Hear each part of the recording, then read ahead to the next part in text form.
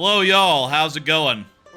It is Tuesday, and that means it's time for this playthrough that has been in the works for some time now. It's Banjo-Kazooie, Nuts and Bolts. Now, this has been in the works for a while. Basically, how it all started was around, like, I believe it was March. Early March, I did a stream where I tried to do Banjo-Tooie in one stream. Didn't quite get there. Was like an hour off finishing in one go. But, you know, I was like 11 hours in and I said, like, I have work in the morning, I need to stop. And I had to stop. But, basically, during that stream, there was a sub goal of 5 subs, Twitch subs, you know. And we met that. And, for this here playthrough, which is the one major 3D Banjo-Kazooie that has not been beaten on stream in ever here on this channel. And I'd like to do that. And that's what we're going to do. No idea how long this will take in terms of like number of streams or how long each stream will be. I figure let's play it by ear. Honestly, this might be a stream series that's for which it is nice to do like maybe a nice 3-hour stream rather than a 4 or 5-hour stream. Maybe that sounds like a good idea. Certainly not gonna aim to do it in like as few streams as possible or anything. Like, nah, let's just take it easy. Get through it, and we'll see what happens. I'll say there's like a couple months. In a couple months, I'm gonna take like a big trip, as some people might know. I've talked about my plans and such a bunch. The Japan trip in September. So I do want to make sure that I'm between playthroughs when I get there, but I can probably fit in like 2 more. This one and then the next one. Before that happens. I don't know. We'll play it by ear and figure out, like, how things are looking as that gets closer. Let's not worry about it so much, basically. Banjo-Kazooie Nuts and Bolts. This game follows on from the events of Banjo-Tooie, and it was, like, just 8 years after, which at the time, you know, felt like an eternity. But, folks, it's been 14 years since then. No, that's not true. 16 years. Jesus. It's been 16 years since then, and those 8 years now seem mercifully short. Incredibly short. Now, with the hindsight of, the benefit of hindsight. But, it was entirely different, so it was not really that much of a relief. Let's get into it. I'm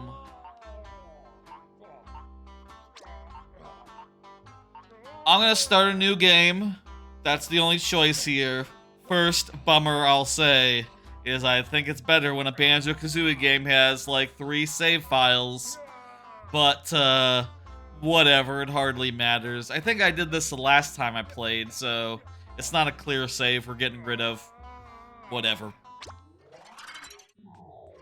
Let's go. The intro, here we are. Starting this game up. Let's just get right into it. Once upon a time, there lived a heroic bear. Forgot there's voice acting. A rather loud bird called Kazooie, and an unpleasant witch called Gruntilda. When Banjo's sister was kidnapped, the bear and bird I'm gonna move over here, see if... No, that's not better. The witch's lair. This is marginally better. Speech impediments to send I mean, I can move up here. Tumbling to her doom. You'll just get to see the bottom of my couch for a second. And surprising nobody, the old hag soon looks a little weirder. For round 2. Our brave heroes Or... once again stood in her way, and this second showdown ended just as badly for Gruntilda, who really like there? Quit while she was ahead. This'll work for now. In Spiral Mountain. I remember when I first got this, I had a SD TV. So a lot of this text was basically illegible. You couldn't read it. They had to patch in a bigger font. Even now, looking at this now, I think the font should have been bigger. On this modern TV that I have, this font is small for the amount of text that they have. Like, it should be big enough where it fills up like a whole line, more or less. Also, in 8 years they have let themselves go is the plot.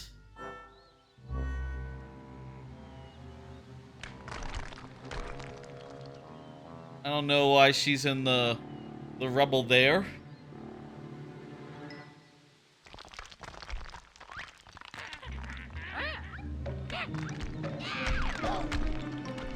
Good. She has the good rhymes. Oh, I guess the top isn't good either for text purposes also. So yeah, middle is just right. There's Klungo Saves the World on the TV. You'll understand that eventually. If you don't know what Klungo Saves the World is.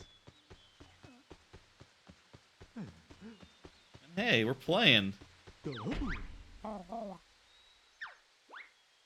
can't jump anymore.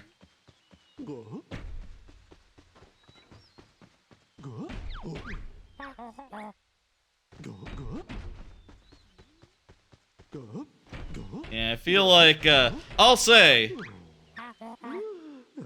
this game is a bit controversial insofar as when people played it first time, they were rather disappointed by it being not a platformer, and the extent of the platforming just being like, hey, you can get out of the vehicle and sort of run around if you feel like it, and it's not going to be great. It's not going to be great running around.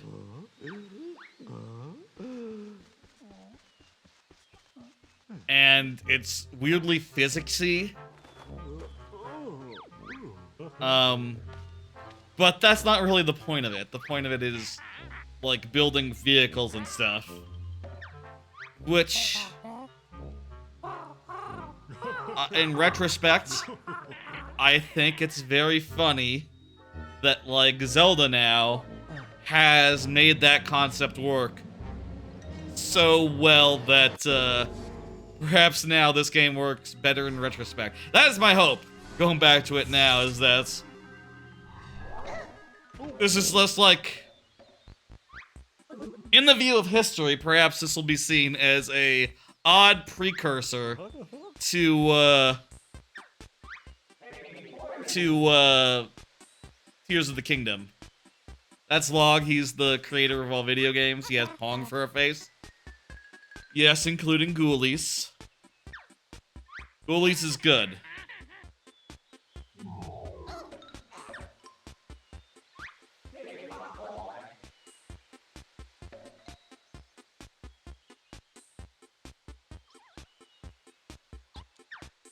Some of these text boxes are up for a long time.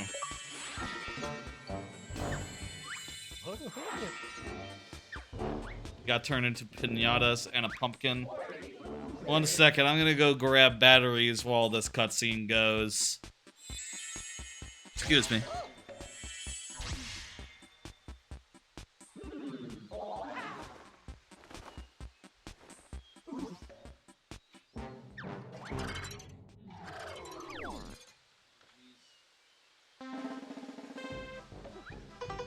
Oh no! Oh, crap!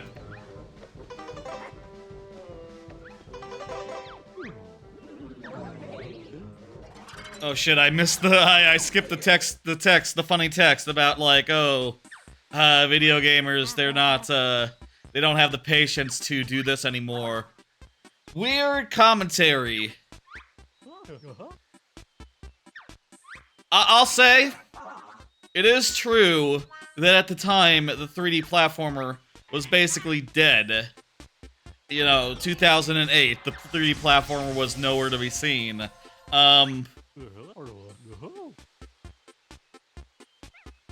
There was Sunshine in, like, 2002? We're fit again, by the way. Don't worry about it. That joke's over. Sunshine. Mario. When was that? That was 2002, yeah. What was Galaxy? They're outdated anyway. That's weird to say now. I searched Galaxy and I didn't get Mario Galaxy. 2007, so the year before this. But then again, Galaxy didn't have moves, so it kind of tracks. Let me replace these. Try replacing these batteries with this one. I have been a little negligent with charging my batteries, perhaps. So I hope these ones are not also dead.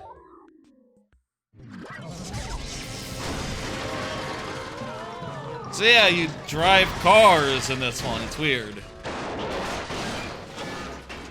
I do think they're not wrong insofar as moves that are a combination of holding down a trigger and hitting a direction on a C on the C buttons are kind of passé at this point, and honestly, even now today, still very passé. Combining button inputs generally. If you have to combine button inputs to do your moves, generally speaking, I think the consensus now is you have too many moves. Or you could even just do, like, a Ocarina-style menu where you equip stuff.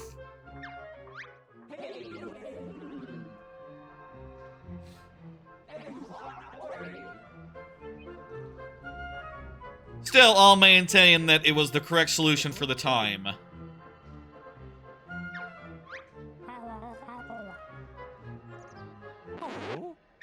She's over there.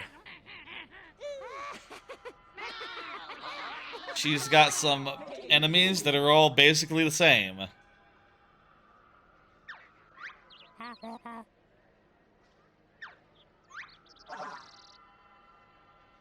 We get to build cars, and we have a magic wrench that basically is, what's the super hand? Super hand. It's like super hand, basically. Super hand wrench. She gets a cat, a comic relief cat.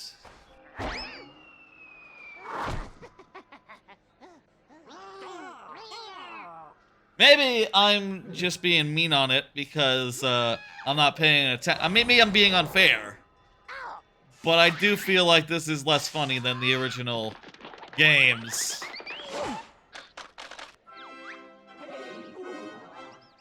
The pacing, perhaps, is slower, of like where the jokes... there wasn't many music for a while. Something was off. Tutorial time. We can pick stuff up and just sort of put it down where it makes sense. You don't run very fast. It's just how it works. You have to talk to Mumbo.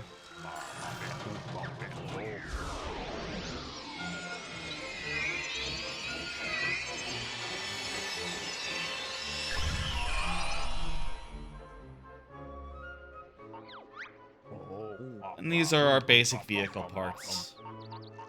Yep.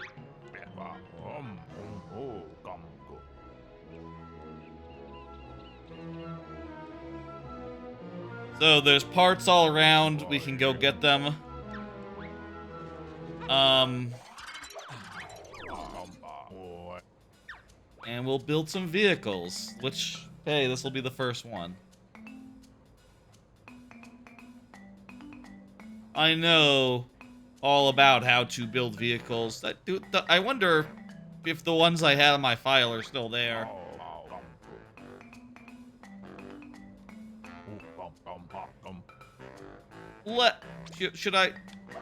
Should we go through this tutorial? It's not that hard. You can put down tray, wheels, pretty straightforward. Make sure they're not, like, turned around or nothing, but... yeah. Need a seat for Banjo to sit in. Very nice little inflatable guy. And we need some engines, of which we have one. And fuel. By the end of the game, we'll have, like, just scads of that. Also, we can...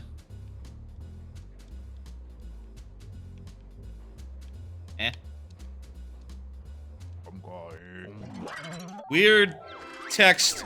I'll say, like, the text in this game seems, like, weird. Like, sometimes it doesn't... sometimes it's automatic, sometimes it takes an A button press. Weirdly inconsistent.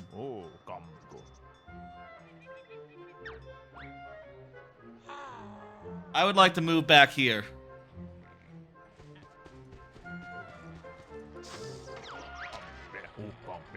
That's fine. I have this one. Extra left mid. I'll do this one. Sure, why not? Let me just... excuse me. Just get some stuff set up on my screen so I can see myself and know that everything's okay. Okay, these batteries were not better. That's not good.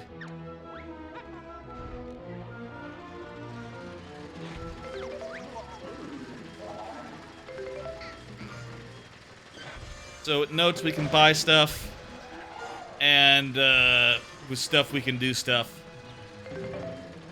Let's do a tiny bit of, we'll do like a... what? What are we doing? Oh, is this still a tutorial? We still doing something? Okay. Right, we gotta go drive up there to get a collectible thing and open up the first world, okay. I was gonna go get some items and stuff. Some parts.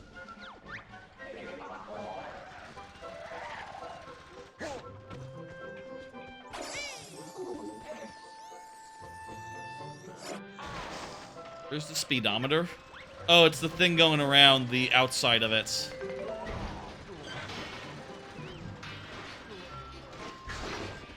Need to get out. Talk to him to cash in. More wheels and some fuel. Sure. This is the warp pad. Pretty self-explanatory. I'll say one of the things that I think is weak about this game, and a little bit jank, is the fact that by default, out of the gate, like, these vehicles, let me tell you, they do not control very well. They are janky, they don't turn very well, and there's very few ways to make them actually behave. In fairness, that's part of the chaotic fun of it, is the fact that you're just sort of careening around, and it's all ridiculous and silly, but also I'd like to be able to, in a racing game, in a driving game, I do feel like a big part of it is that it has to feel good to drive, and,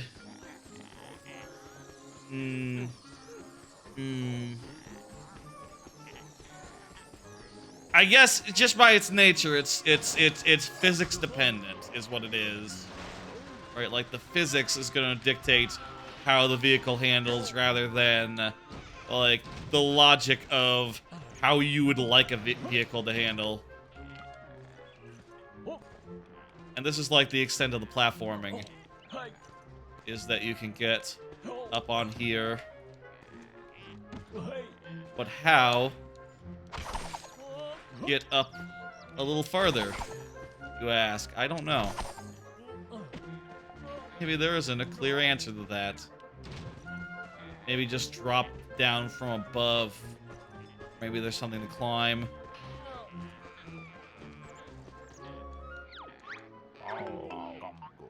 Gun and a fist.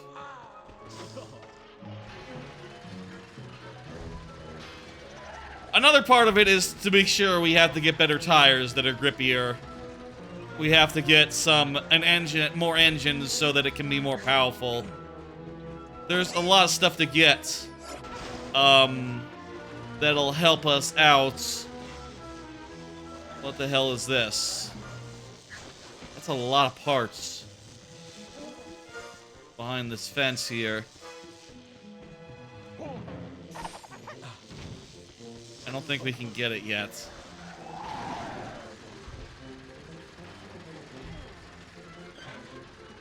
But whatever, we'll take things as they come. And, you know, that's the game. Hope the volume's okay. I'm gonna assume that it is. Try to set it, you know, as high as it can be whilst being a good deal below myself. As is just standard practice for me. Yeah, I think this should be good. We haven't gotten that yet.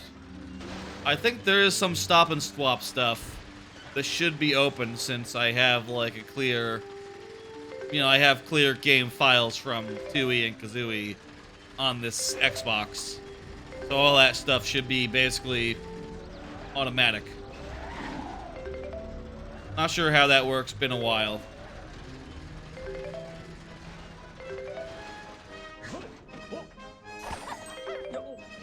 Weird how you can hit the notes and they have physics. I feel like the notes should not have physics.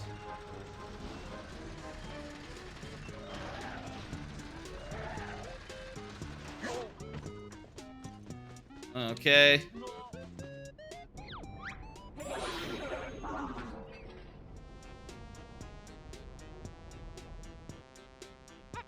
So we need to take this game globe. Which, is it anything interesting? I guess there's a coconut in there. And it's the coconut world. Mumbo's funny coconut world. Is what this is.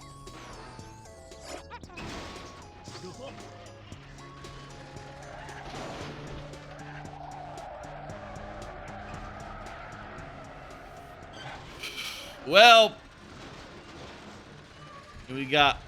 that was clean enough. Deliver this box. I'm going to just deliver the ball because in case, I mean, I don't know, like what happens if I do the box and it resets the ball. That'd be bad.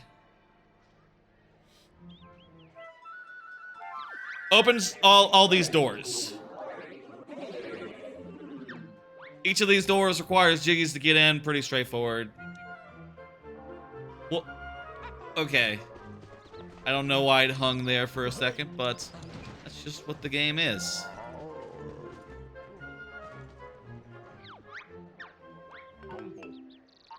Oh, geez, that was a good one. Incredibly good.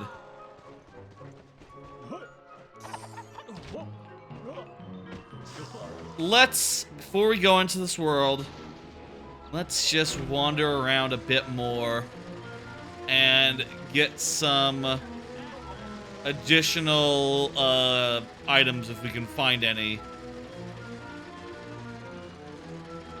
Jinjo houses are here. This might be all the boxes. Oh, shit. I'll just use these other batteries that were dead before. That were dying.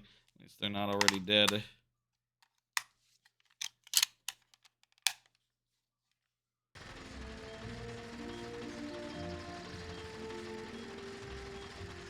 We'll just go around and see what we can do. I hope I have at least one pair of batteries that is not tapped. Maybe in the charger thing that I barely use these days. There might be one. You can also do a Jinjo, I guess. Jinjos are weird in this. Oh, we can't do a Jinjo for some reason. Do we get moves to open these things? Oh no, we probably have to find the Jinjo and then take them. I'm confused as to the order of that. Maybe they spawn in after we do, like, a level.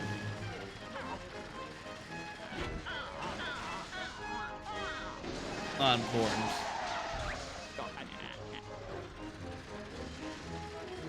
That reminds me, there's also a weird, like, system here where if you run over too many people, the cops will come and they'll take your notes away or something. Like a weird Grand Theft Auto mechanic to it. Let's go. Let's go to the first level, first mission.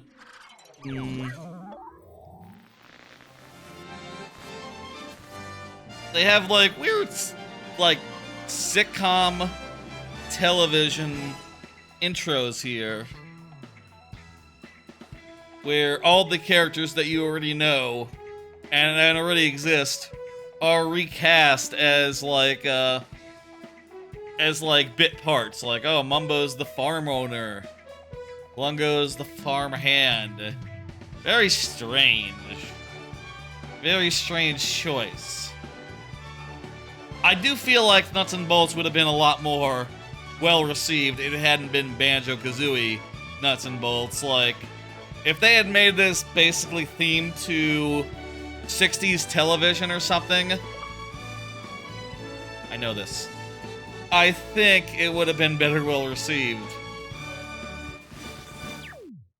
I don't know, maybe that'd be silly in its own ways. Nutty Island, yes. It's famous.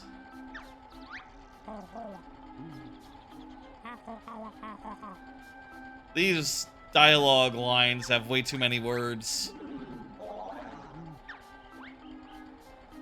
I think they should keep to the amount of words that were in the original games. I think that even now. This was early days of HD, and at this time, they thought, ooh, HD! What if we could use that to get longer sentences? And, no, I think that was wrong. Longer sentences was not the right answer for how to use HD televisions.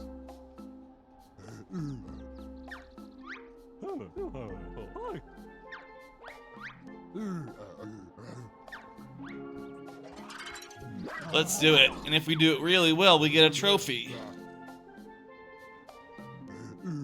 Nuts burn easy.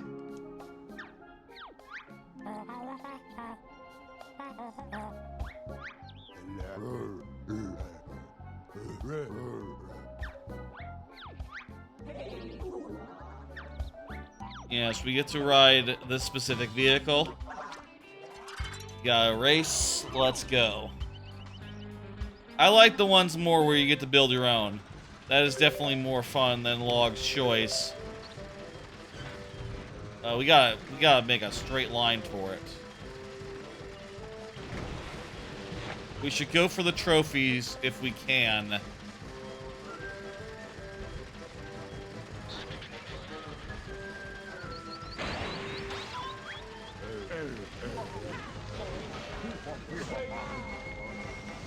Get out and talk to him.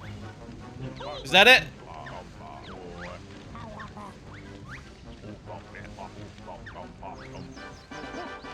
Yep, it was it, and we got, notes, a Jiggy, and trophy. Wow, this is a, I hope after this point it's not 5 seconds per line item that you've achieved. That's, I'll say this game could use, like, maybe another year of polish. I'll say that. Couple years, maybe. I don't know. Could have been more polished. around the edges, you know.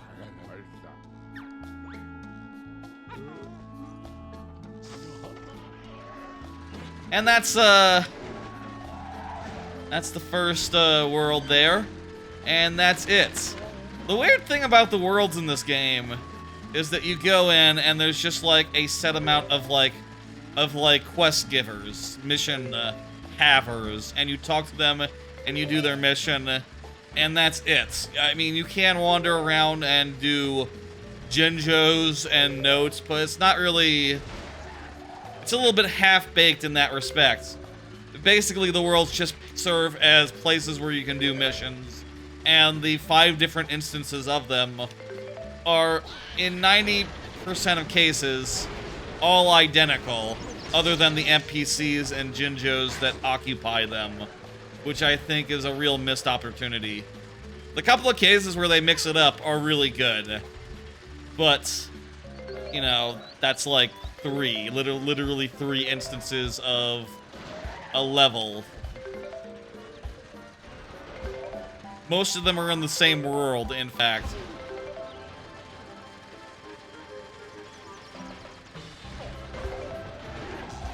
The other thing I think that is really weak, I say the other thing as if that's the only thing that I'm going to say that's weak.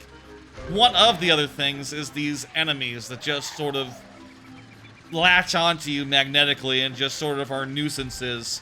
The weapons in this game really are not suited to fighting these specific enemies. They are projectile weapons that fire straight ahead, whereas these guys just sort of nom at you from every direction. Oh hey, here's a Jinjo. We can do a Jinjo here.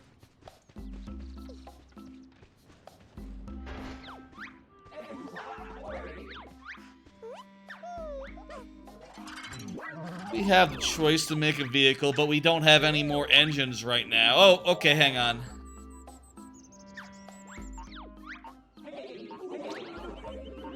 Oh, so I do have all my vehicles here from my past playing the game. Very nice. Obviously, they don't have enough parts. So, yeah. It's why I named all these the way that they are. But whatever. What the fuck does Levette mean? Levate? I don't know what the joke is. That has been lost to time. I do have one that I can use. RR1. Looks like this basically uses the basic shit. And is hopefully ideally lighter than the cart.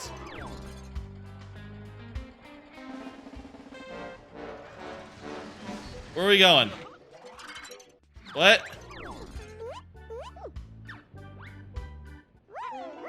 What? It's not a race, it's just you have to get enough speed?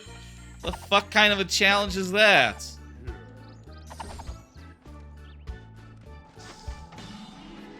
God, I remembered that these Jinjos are sort of like the guys from the bad game Ukulele, in that each color of them has a different challenge. But I forgot that they were perhaps not the most fleshed out things in the world.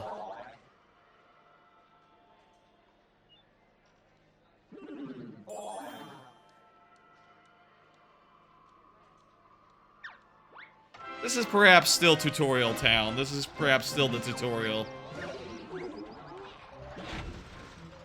Maybe after this, I'll put a timestamp for, like, starting for real. Everything so far has been pretty much on rails, linear, etc., etc. But I think now things must be opening up. Yes, okay, I'll leave you to explore chat and add to your Jiggy account. Good luck.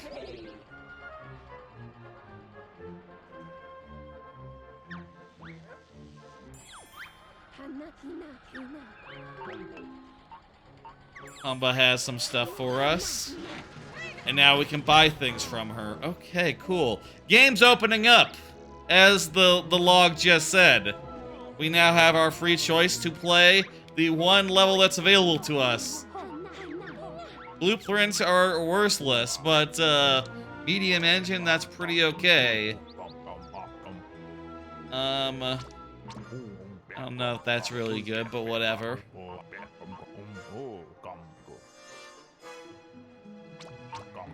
Whatever. I'll buy this crap. Can afford it.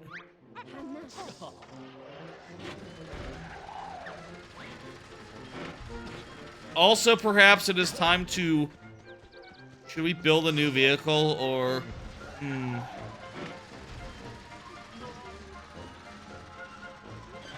I guess there's not that much that we have right now that would make this different. It'd just be a cart, but with a medium engine thrown on. And would that even be a good idea? Not entirely convinced. I'm not entirely sure.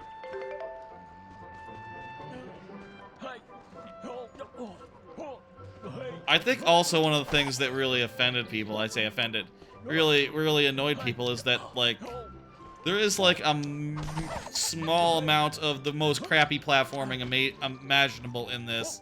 In that, like, oh yeah, you can sort of go up buildings, but it's very clunky, very awkward, and feels like shit. Like, it very much feels like you're not supposed to be able to do this, except there's clearly rewards for it, so... Go fucking figure. Oh, this is... We're supposed to walk up. Maybe. You can sort of use the attack as a pseudo hover.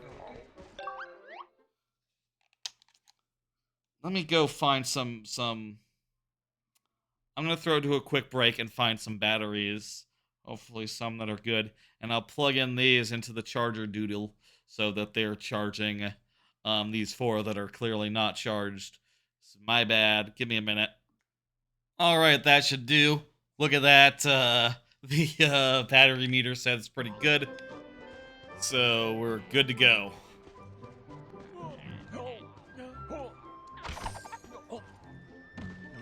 I don't even know why I'm going for these ones in particular, other than, like...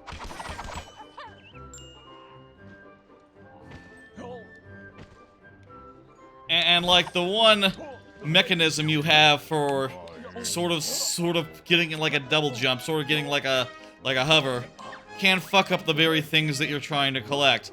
Knock them down, it's jank.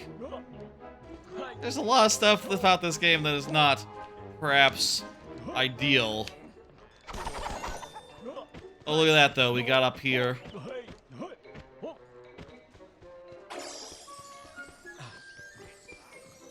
Is there a thing where you stand on top of an object and lift yourself up?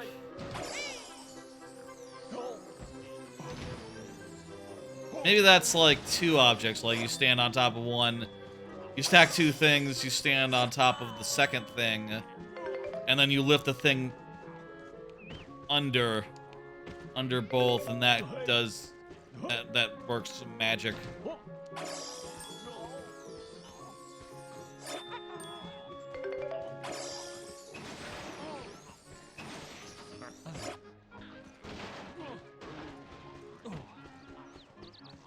Whenever we got like a bonus thing.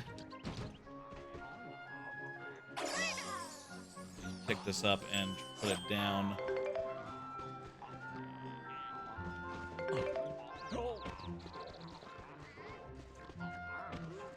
So weirdly jank, whatever.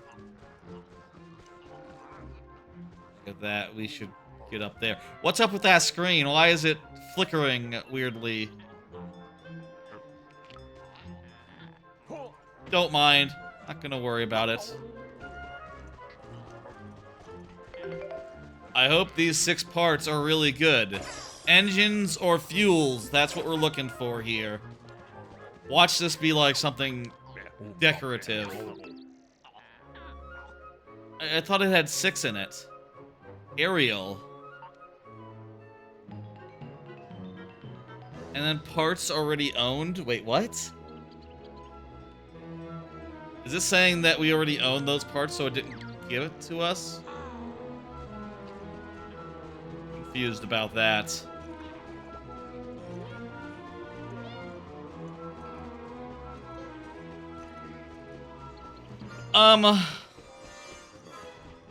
I'm going to build a quick default ride, and then we'll start doing the business. Entering Mumbo's motors. And let's just build a quick... Are you kidding me? It told me it was full up a minute ago. Maybe just one of them is bad. Try different second batteries. Okay. Try this one. I know you're not supposed to combine batteries charged and uncharged, but I really don't know which ones are charged and which ones are not. That looks like it's in the middle. I'm gonna say that one was a bad one. The one that I had in there before and have now removed. Okay! Start with just some engines. And as a rule, the way that I will want to build these cars will be as many engines, as much fuel as possible, and the rest just sort of works itself out. We have only 2 fuels though, so that's gonna be a bit of a bummer. But let's place them there. I think a wider wheelbase would be better. I say wheelbase as if that's... Actually, you know what? Longer. I think longer.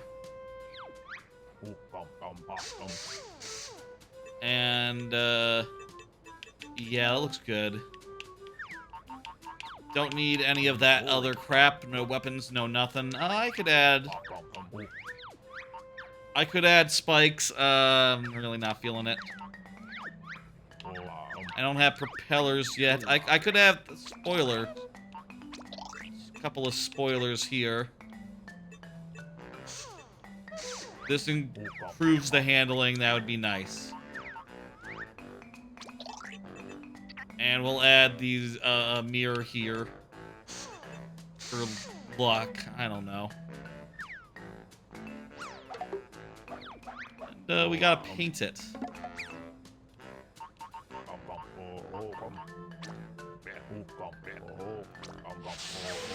Make it black with some... let's see now. That's Halloween colors, no. Nah. Green? Sure, green engines works well. Actually, I think that you can't go better than red for engines. And we'll make the fuel... No, black for everything else. Let's just stick with that, and, that's all good. Could the spoilers be a different color? Yeah, sure, make those silver.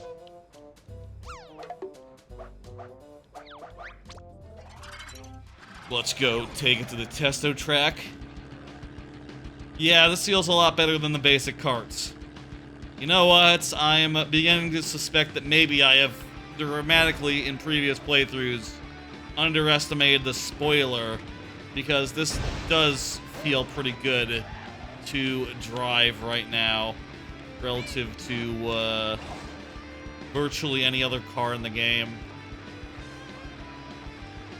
It feels really grippy. Almost too grippy. It feels almost too grippy. It doesn't have a lot of weight, so it can't, like, push things around. I bet if you took it into the air, if you put wings on it, it would handle weirdly. Let's, save it. We'll call it...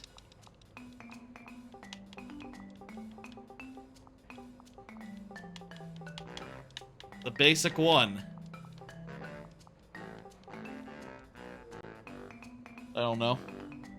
That's fine. There's nothing fancy about it.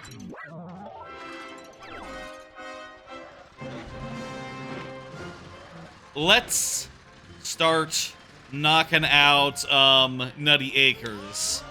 Now that we've sort of faffed about in the open world long enough.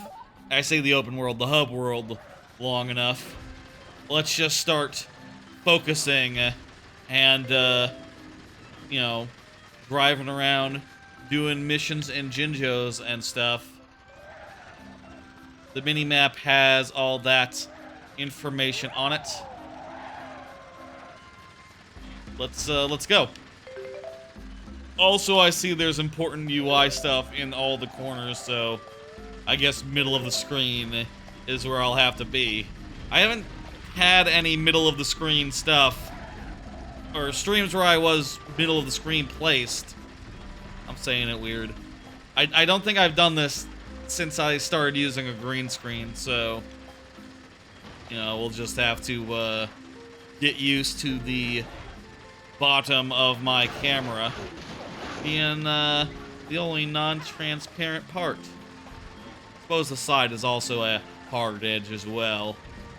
It's only the top that is just, you know, nice and good. Let's do some cards. Got some cards here. Got a full contingent, full assortment of them, and been sort of holding on to them. Here's one. Hey, little follow-up on fandom sucking. I've been told about anti-fandom.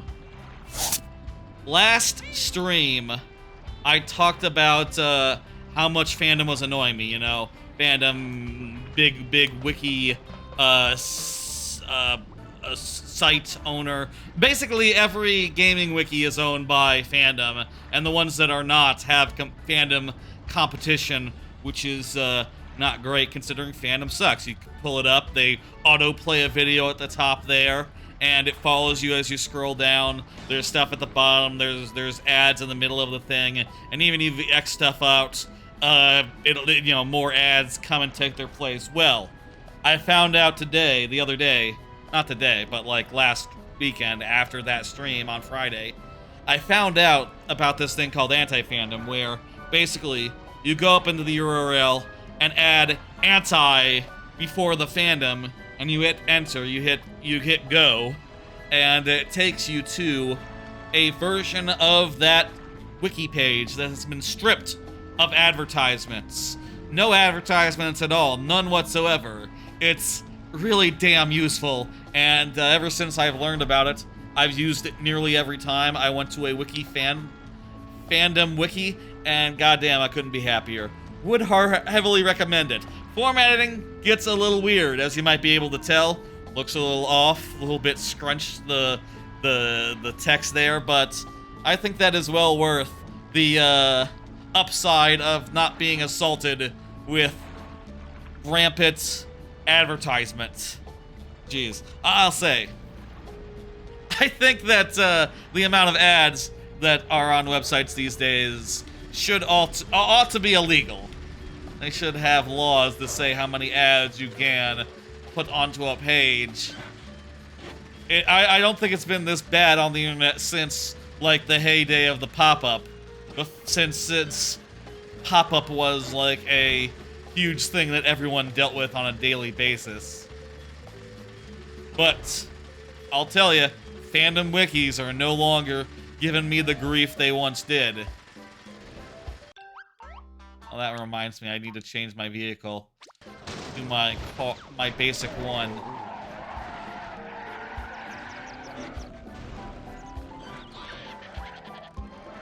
It can't really turn that tightly, but that's fine. Let's do this one. This is the first time we're meeting Trophy Thomas. And it's a weird thing because I guess he's not in character here. He's just Trophy Thomas. Let's do it. Eventually we'll get, I bit the inside of my, god damn it, bit the inside of my cheek there.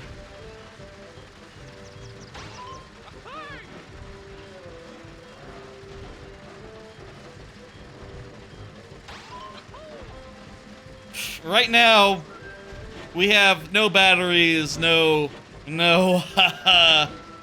apparently we have no batteries, we also have no engines and no fuel yet. I'll assure y'all, eventually that'll change. That will not be the case next week. I will make sure to charge all my fucking batteries. 'Cause I've been negligent as far as that goes. I feel like with my new apartment, I don't know where I should plug in my charger thing. Why are we going again? For some reason, he switched me to a basic vehicle.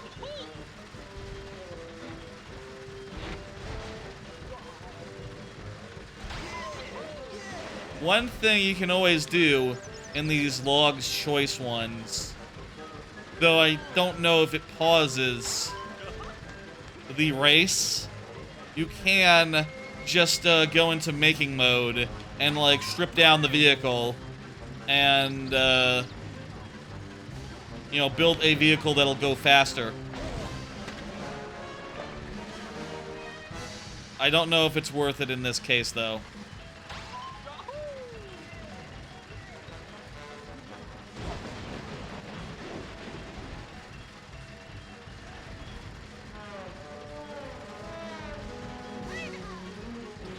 Okay.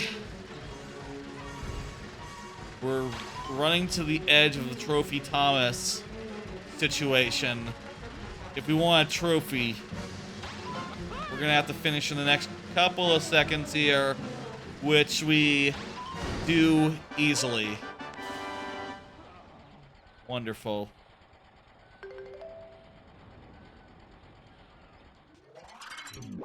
Oh, and you can hit A to skip past the scoring part.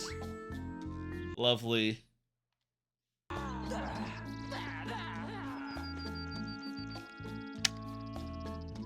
Let me try some more random batteries real fast. Just a second.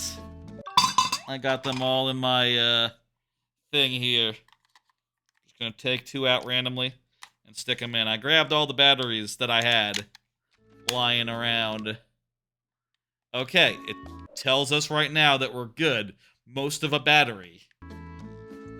We should be fine. Great.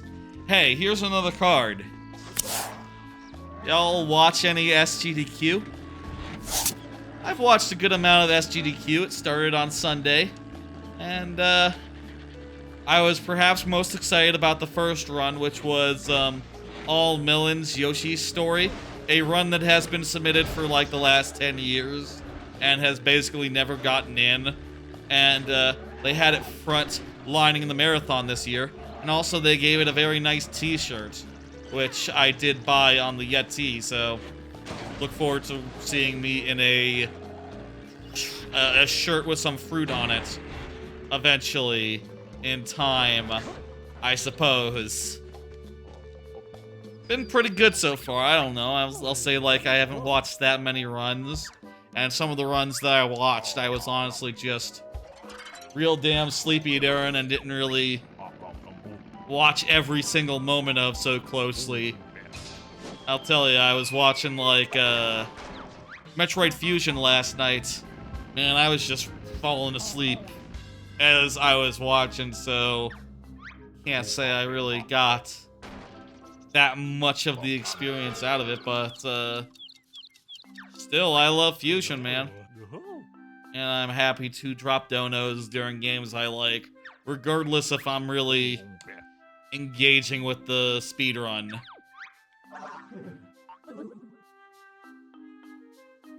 Okay. So, how does the customization here work?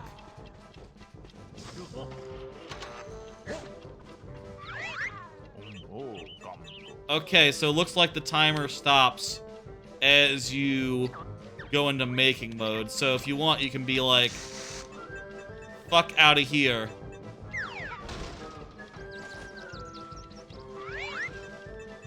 You can be like, okay, let's take off unnecessary parts here. Let's lighten this bad boy up. I'm gonna assume that these edges are good, but I don't need a bumper. I don't need a bumper plate. To keep some of the structural stuff.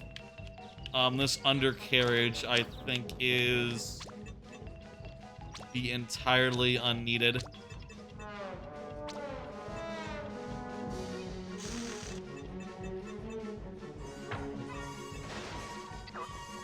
Meanwhile, let's move this to be...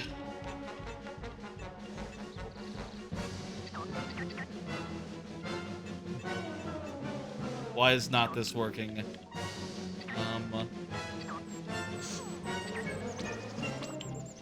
Let me just move this stuff out the way.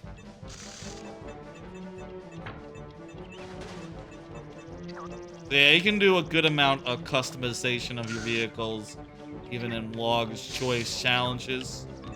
And it's just a good way to stack the deck a little bit in your favor, I suppose.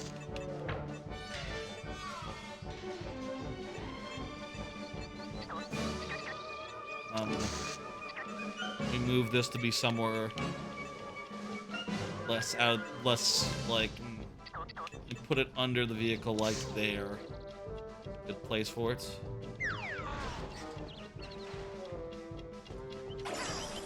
Okay. Is this a good design? At any rate, it's lighter now than it was before.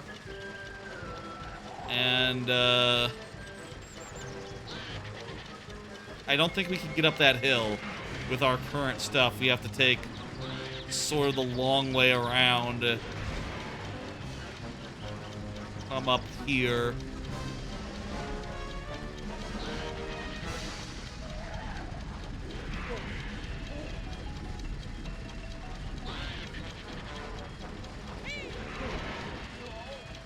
I'll say there's a good amount of runs that I'm looking forward to the rest of the week. I have went through the list and picked out ones that I particularly want to see. And hopefully some of them will entertain me as much as all Melons. We'll see. I don't mind just, you know, tuning in for the games I know and donating regardless of whether I really enjoy the run. You know, I usually donate up front, at the top.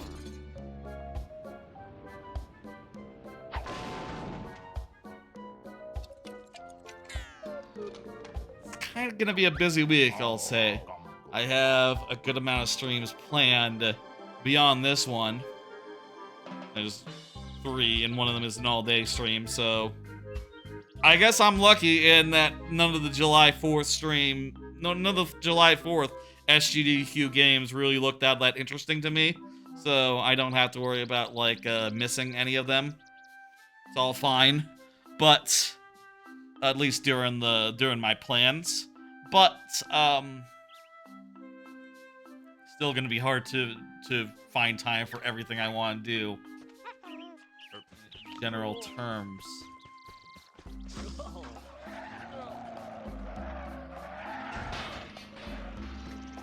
Go to the last one here. I'm going to leave that Trophy Thomas.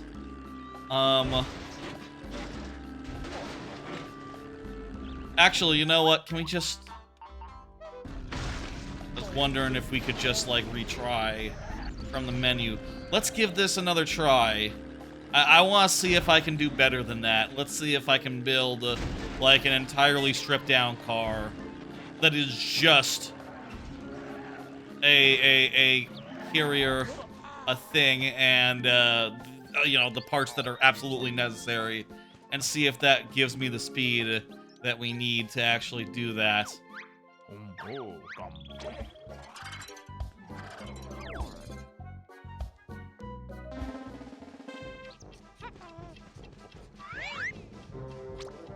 Okay. And I'm gonna take the cart out.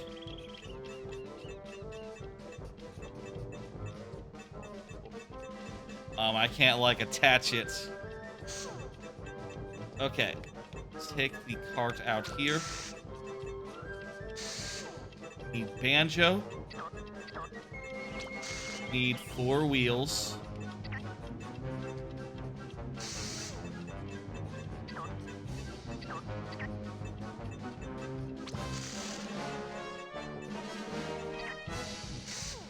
Let's do another card. It's time to start talking about all the anime that I finished over the weekend. First off, Irregular Magic High School. Season 3, giving that a 5 out of 5. Thought it was a very good season. It is perhaps the most ground that show has covered in a single season since the very first one, which is great. Usually shows, when they start to slow down and start to do just like, oh, it's one season, one arc per season, you generally don't see them like speed back up and be like, okay, this season we got like 12 arcs ready, we got like 3 arcs, and this one did that. It also did revisit some of the best material from the show's first couple of seasons. You know, basically it's the start of the school year again, and they're going back to the big sports competition thing, as well as the science competition thing. That said, they are mostly just focusing on the on threats to the competition rather than the competition themselves, but it's still fun. It's still good to see those arcs come back. I still enjoyed them a good deal.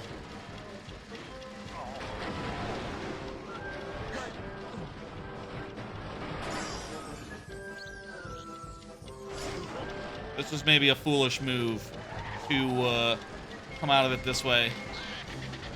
Still, that said, I think this is going a lot faster than it did before.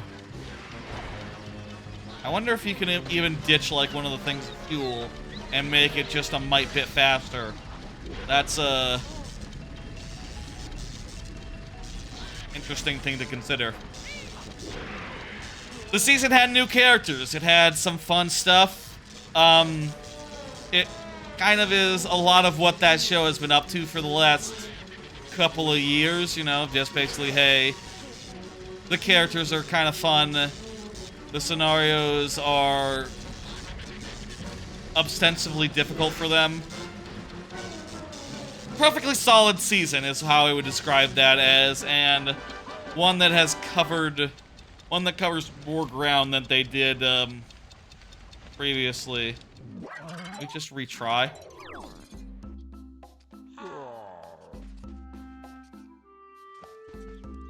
I think we'll do better if we go out the front door rather than the... try to take the ramp. The ramp was a trap.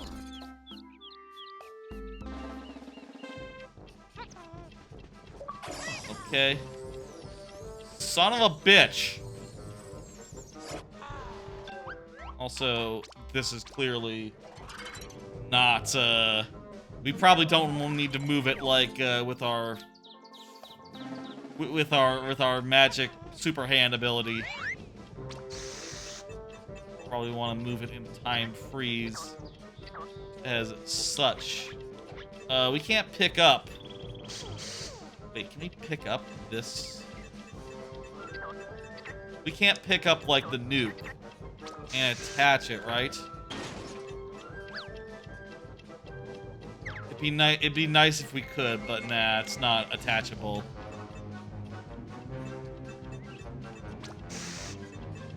Let's put Banjo up front.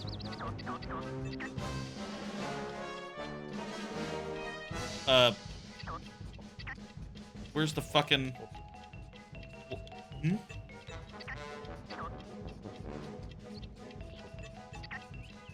How do I rotate? Hello?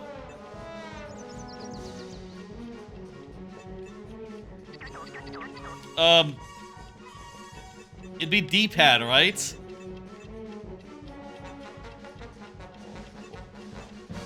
I'm confused. Wait. Can I not rotate the seat?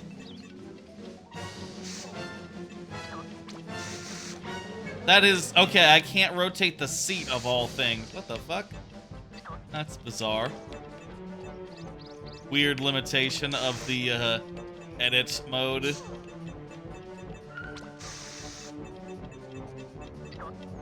Okay, 2 optimizations here. One, let's try 2 things. One,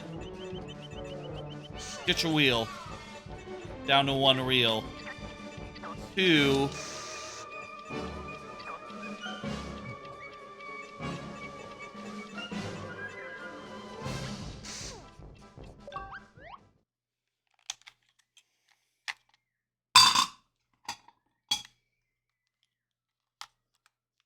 trying some different batteries here.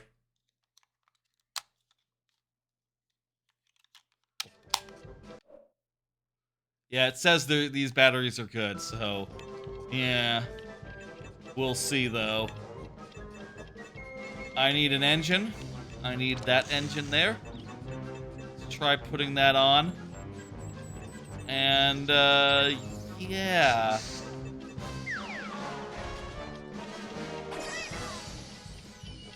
Will sacrificing a wheel have been the right choice? Yeah, I think so. It's going... Nope! Nope! Maybe not. I think it's faster, but if we spin out like that, that, sure does eat up our time.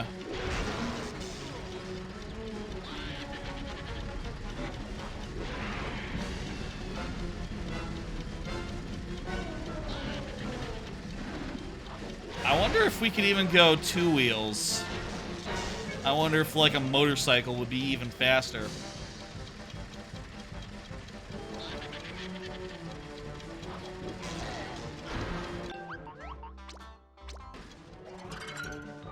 Let's try a motorcycle design.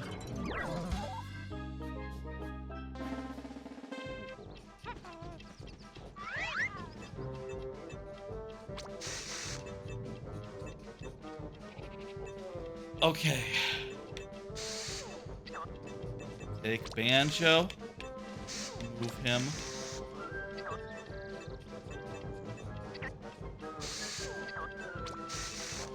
Over to here.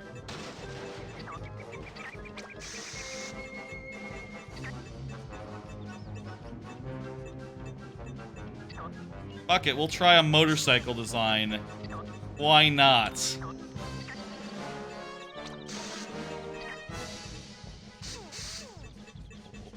I think I'll probably stop, I'll probably not try to get every single one of these in the game this way. You know, perfectionist style. But let's just try for the sake of it to get this first one done. I'd be happy if I could.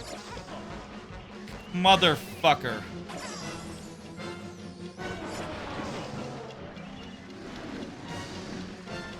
Yeah, motorcycle will work.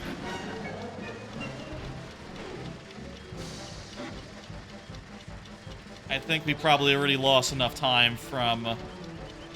Is it just me, or does this feel slower than before?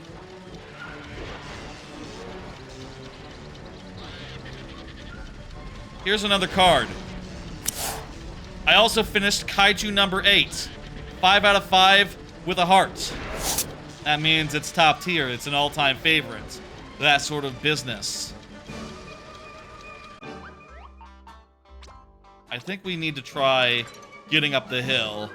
If we can get up the hill with the nuke, that might be the better option here. Kaiju number 8. It's about a guy who is sort of a middle-aged dude. I say middle-aged. He's like mid-30s. Is mid-30s middle-aged now? That makes me feel old. Pretty sure middle-age is 40s, but, you know, he's like anime middle-age, which is to say that he's like 30-something, and he is working in monster cleanup. You know, he cleans up the corpses of monsters, and through a series of bizarre events, he comes into some abilities that help him be able to go toe-to-toe with the beasties, with the monsters, with the kaiju. But it's a secret, so, you know, I won't get into detail as so far as, like, what that entails, but it's a cool thing to see him trying to contribute to, trying to join in the monster fight without revealing his big, dark secret. His name is Kafka, by the way. That's, eventually I realized that his name was Kafka and the plot involved him, you know, doing a thing. It all sort of made sense in retrospect. Like, oh, that's, of course, that's why they called him, that.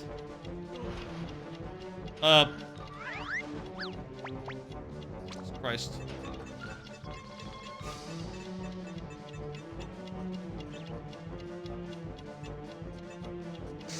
Okay.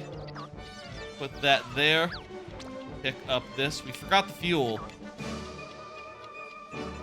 Anyway, it's sort of just a very fun shonen with a very good, like, main character who is trying to do his best and, you know, is just sort of fucking fuck.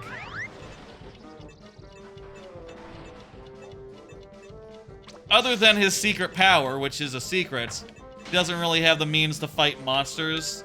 So, seeing him try to, like, contribute to the team despite, or contribute to the stuff, despite his, apparent lack of strength, is, I think, a very fun conceit, and they do some great stuff with him, you know, using his skills from dissecting and breaking apart monsters to, like, be able to say, like, oh, you know, this part of the monster is this, target this part. And knowing just like, okay, I know that this monster has a very weak spine, so if we shoot it from behind, that'll be actually better than the alternative there. Is there a way to get up this?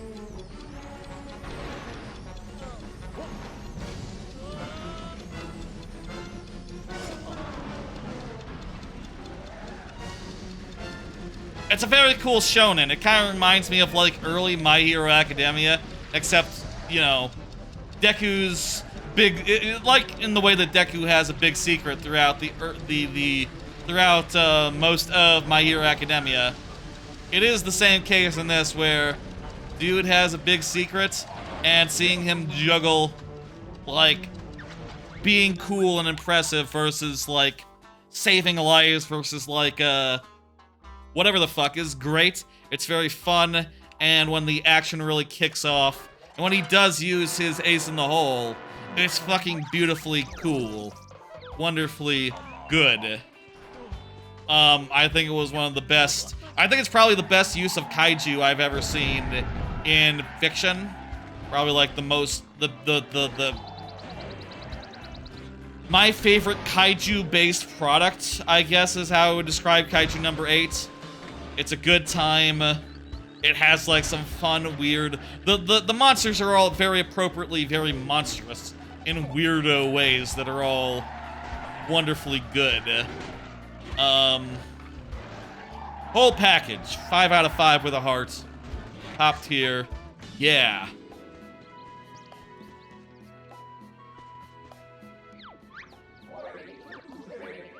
What's the condition here?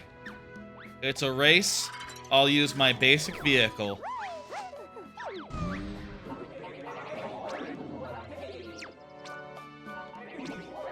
Let's do it.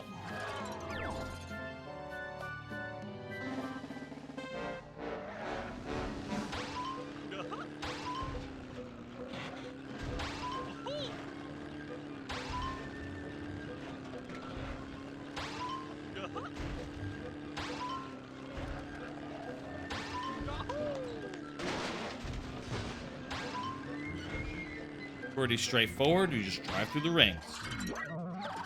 Not much to say there about that. We got Genjo. Eventually that might get us some parts. Oh, did we need to grab the token from the last Genjo, or did it just automatically give it us? Give us it. I don't know. I think we've done everything there is to do in this, this second instance of Nutty Acres, so let's head back.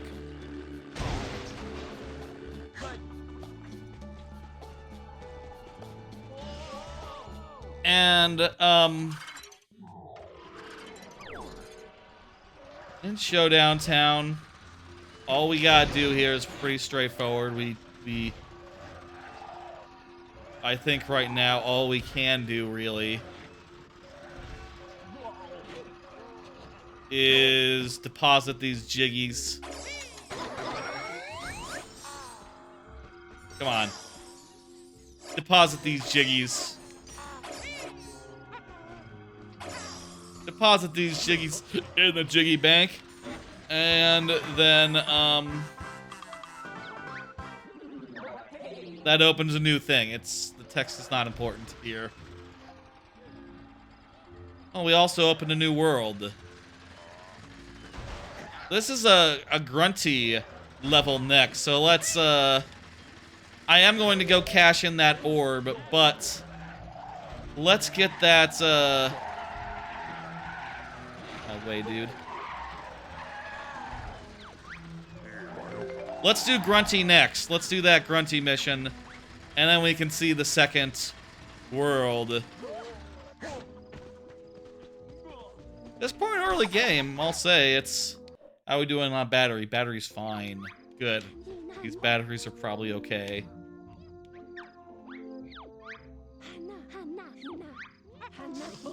Okay, they still don't have new parts. That's fine. She does not have new parts. The store does not have new parts. Get it. There's not any new parts for us to get right now. Okay, let's just go get the next world and turn that in. Meanwhile, let me do another card. I also finished the Demon Slayer Hashira training arc. Hashira training arc, Demon Slayer. Demon Slayer had a very short season, just 8 episodes. Though 2 of the episodes was extra long. I'll say I thought this season was great. I gave it a heart there, you can see, so it is top tier. Most of the season is just pretty good. A pretty fun time where it gets in some quality time with each of the Hashiras. Where basically like the big, strong Demon Slayers, like the top-ranked Demon Slayers. Spending some time with each of them and sort of relaxing one last time before the final battle. And then, which is nice, you know, like, hey, you know, you get a little bit of time with each of them. A little bit of a challenge is posed, and our characters defeat the challenge after some nice, light business. But, yo, that final episode, it does, there's spoilers. Minor spoilers, just like pacing spoilers. There's no action in that season until the final last episode, which, holy shit. Fucking amazing. I was kind of left breathless by how intense, how hard that one episode went, and it's just one fucking episode, rather than a whole 8-episode arc like they've done previously for previous big action set pieces, which I think is kind of refreshing. I thought that was kind of refreshing, being like, holy shit, it's all gonna be over this episode and they're starting, holy shit. I'll say it's not, maybe that's the wrong way to put it, because that's not really what's happening. It all leads into a big arc that is going to be covered by a trilogy of movies, which I guess is the last of Demon Slayer. I guess they're doing 3 movies to end the whole series on? Question mark? Question mark, question mark, question mark, yes? That's exciting. Like, fuck. That is really, really has some real potential, and I'll say, hey, we got a fun jiggy for platforming up here. Nice. Yes, jiggy switches let you get a jiggy.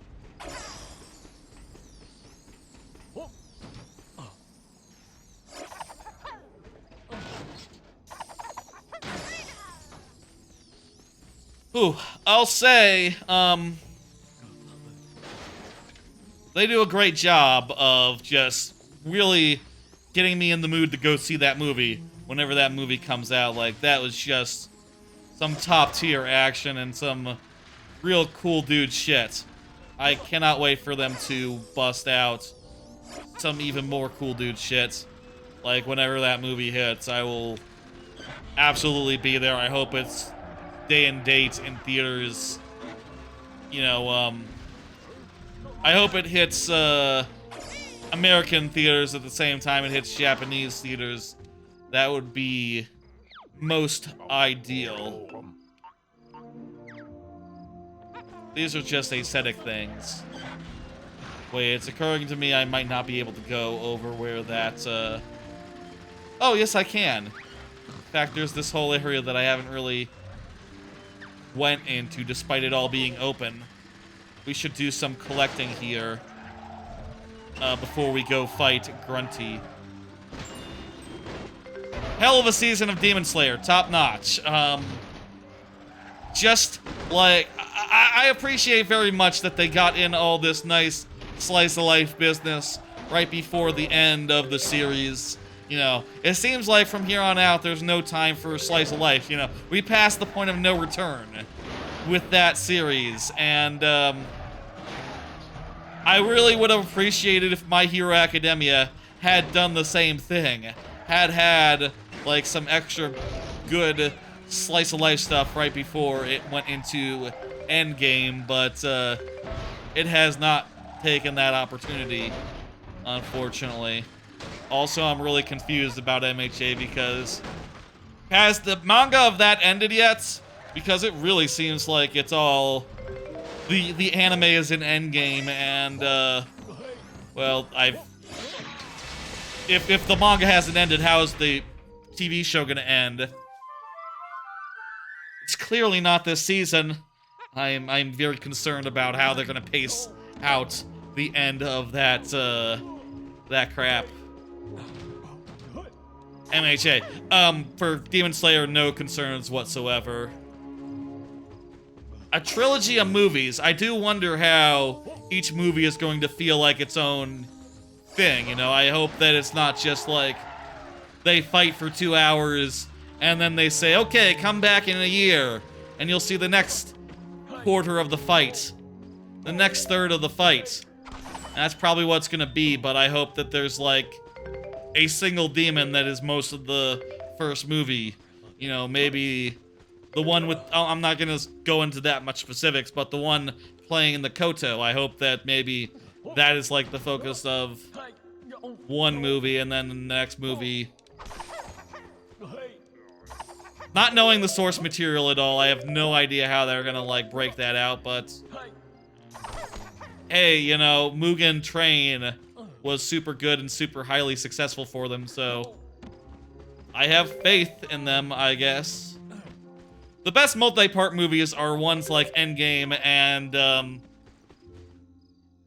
what was the one before? Infinity War. Infinity War? Where the two parts are very different, you know? One of them is like the climatic action, basically. A basic climatic action thing, and the other one is like a time travel romp. You know, there's no time travel in the first one, practically, mostly. And having that sort of big distinction, I think helps a lot to make that, worthwhile.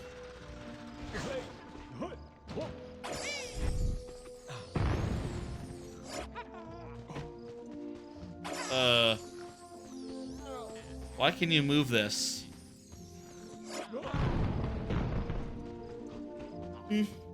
Whatever. Not gonna pay it any mind.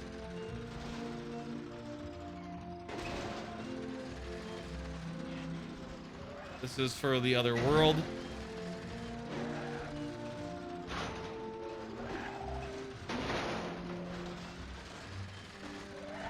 Is that...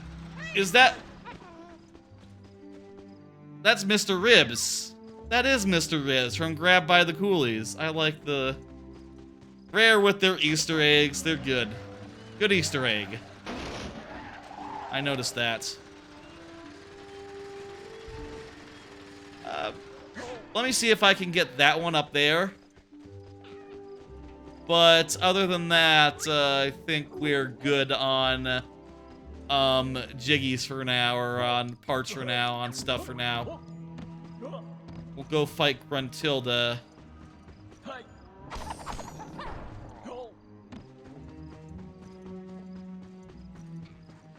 Okay, I think I can get it. Maybe. If I have enough stuff stacked up that I can climb up there.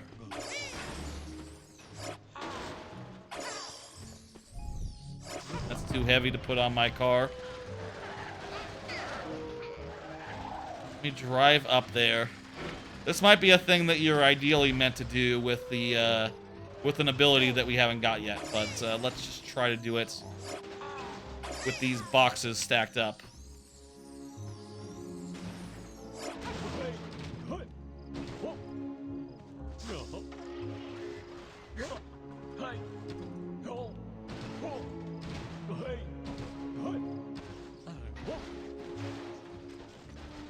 Yeah, this isn't gonna work. We'll come back once we have a jump.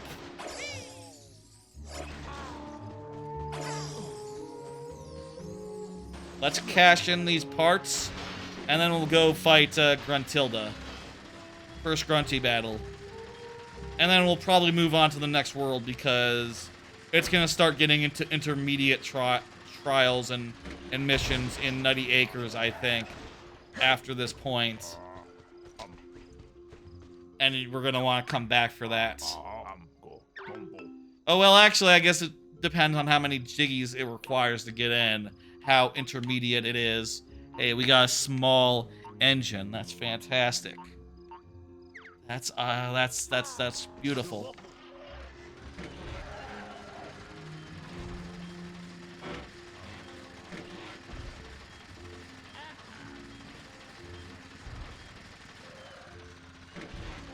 Gruntilda's over here. A weird thing about all these worlds is it's gonna be, like, where we can go next will be very much dictated by how many jiggies each thing requires. Like, this one requires 8, so we will have to, yes, we will have to leave this world after this point. That is non-negotiable. We cannot. We don't have enough jiggies to go to the third area, the fourth area. Fourth area? Like, there's only been 2, but whatever. Here's what amounts to a different version of Nutty Acres. This one is at night. Ooh. There's basically no material difference. Well, I guess the mountain is lit up. Mountain is lit up there. That's good.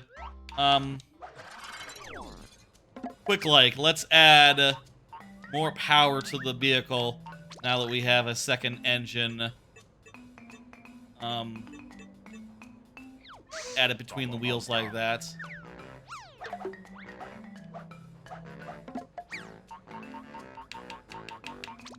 And I see no reason to name this, to give this a new designation.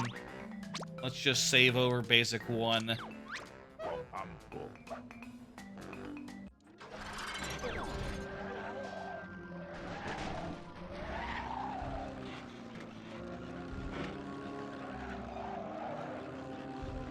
This, you know, I said it turned well, but now that I ride with it a little bit more, it is, like, kind of weirdly stiff as far as the turning goes. Like, it doesn't turn very fast.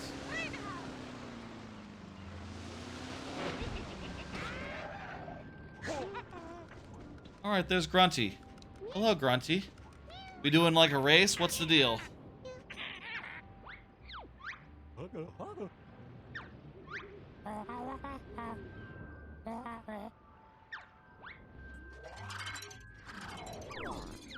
I guess we could read the dialogue.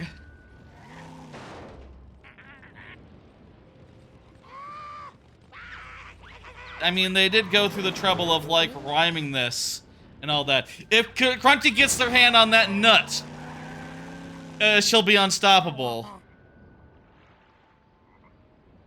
So the goal here is to... Okay, this will require a completely different design from the ones we have been making. But let's go to the vehicle database. I'm gonna load the basic. And let's just extend on top of it. In particular, let's just,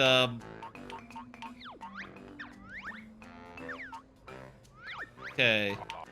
What I want here is, body.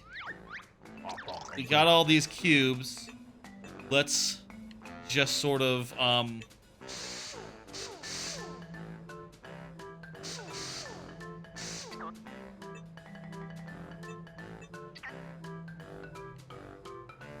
let's just sort of...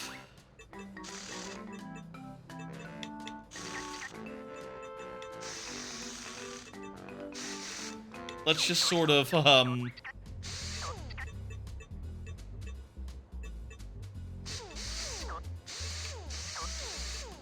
make a very tall motherfucker with a...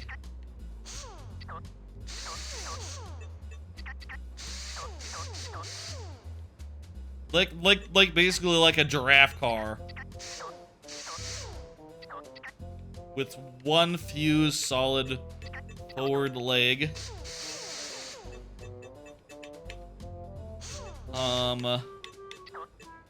We can keep going. Yeah, this looks like a good design.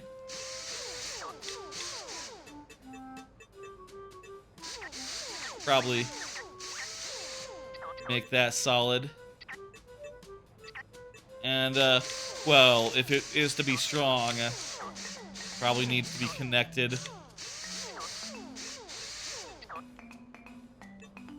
We'll do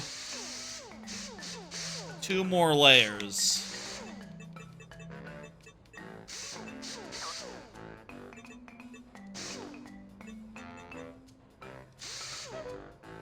And we'll put the wheels there. Here we go.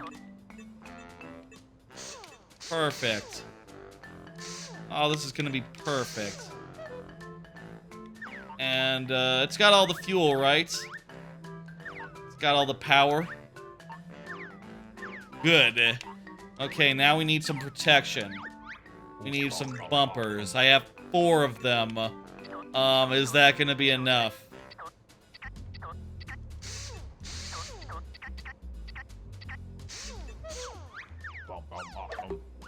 Let's add some, weapons. How many,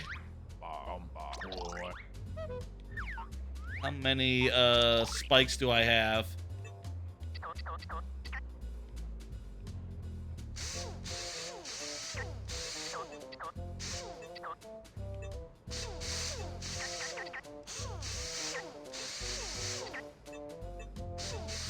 That'll do. Let's take it to the test track and, try it out.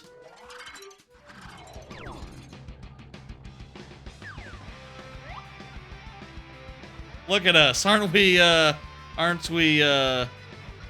spiffy? Yeah. Fuck!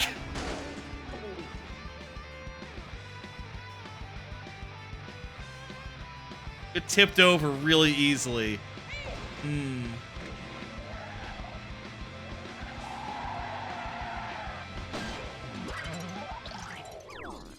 No problem, no problem. What we need is a little bit of balance. We need some sort of,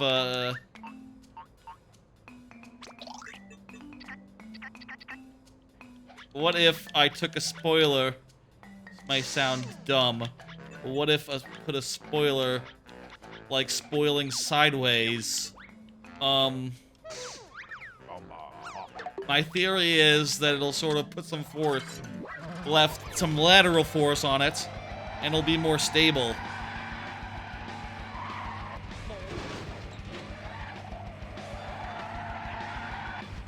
No. Okay.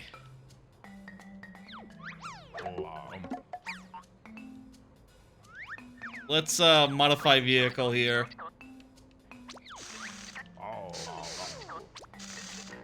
We just need it to be a little more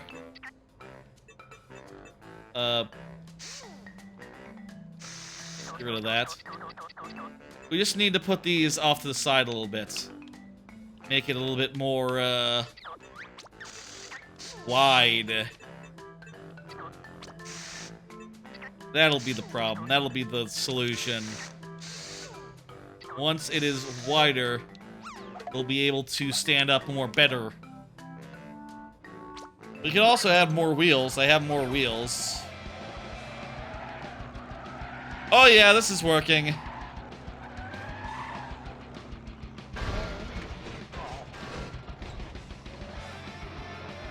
Don't mind that. That's not an ill omen or anything. Look at this, I can drive around as much as I like. Yeah, this is gonna work. This is gonna work, y'all. Yeah, yeah!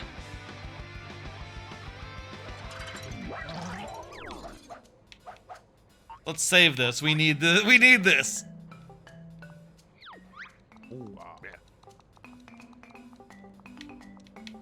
Tall boy.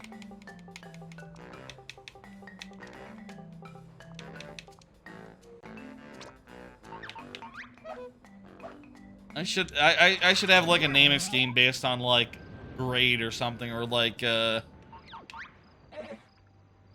league. So as we're getting bigger and better and having more engines, we know like, okay, this was created when I had like 3, so don't use it for a race or anything. No, or if you do reuse it, go ahead and add all the stuff what's missing. Let's go.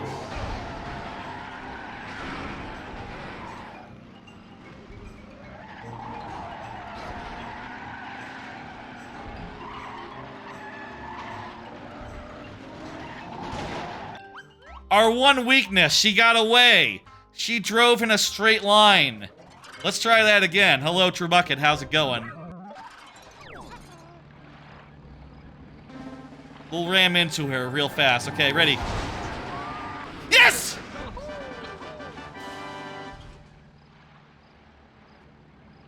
Three seconds, 46 milliseconds. Our ridiculous tall car worked like a charm. The second time. The first time it didn't work at all. Well, it hit the car the first time. It just didn't dislodge the egg. This all makes sense in context. We got some high grip wheels now. So we'll be able to go more places in the overworld.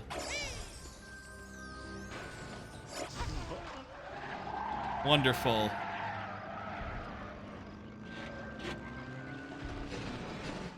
I'm doing well as well.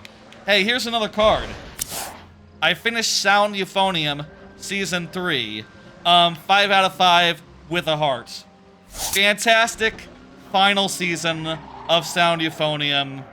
I'll say, you know, it is basically the same as Sound Euphonium has ever been, and I'll say also that Sound Euphonium is kind of important to me as, like, one of the first shows on Crunchyroll that I watched.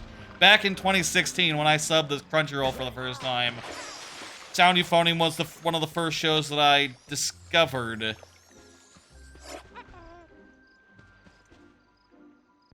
I like summon the car somehow. Weird. Sound Euphonium was one of the first shows that I discovered, and you know, it's a show about a concert band that is performing and competing in competition, and I thought this season was lovely. It sort of takes place in the main character's 3rd year of high school after, you know, the first 2 seasons concerned their 1st year, and a couple of movies covered their 2nd year. And that is great. You know, it means a bunch of new characters are involved. It means that, you know, there's a lot of stuff about where their lives are going from here. They have to think about what's next, and that all means that is all just great fodder for drama. And at times I thought that this drama sort of got in the way of like the fan servicey thing to happen, but at the same time I feel like if it didn't have the drama, it wouldn't be Sound Euphonium, because Sound Euphonium is kind of about all that drama that comes out when like there's like scores of individual kids all in the same band and all trying to figure out, 50 of them. I don't know how many play in a concert band, but it's like a whole room full. The drama is important and they get it right, and it's got some beautiful shit in it, and goddamn, the ending really had me almost tearing up a bit. I feel like it was the perfect end for the whole series, for the whole franchise, and goddamn, I can't not give it a heart. They did a great job with the new characters. New characters really introduced and facilitated and like sort of kicked off a nice amount of drama, in addition to being fun to meet, which is, basically all you can ask for a season of anime. Sound Euphonium, definitely like one of my top 10 favorite shows, favorite anime, and it ended very well. I'll say that. Beautifully well. So now our trolley is updated, is upgraded, and we can go up slopes. So that means the world is even more open to us. I guess we can go up slopes and start exploring. Should we explore some, get some more parts? Let's explore some and get some more parts before we go in the next world. That seems like probably a good idea. Oopsie daisy. I forget if there's a way to, like, summon your vehicle. Oh, yeah, you just hold down Y. Okay, yeah.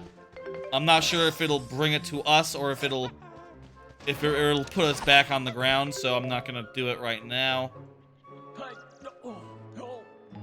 Let's just go down and, right-size it. Right-size it? Set it up right. It's Y. It's left trigger to, remembering these controls. It's been a while since I played this game in earnest.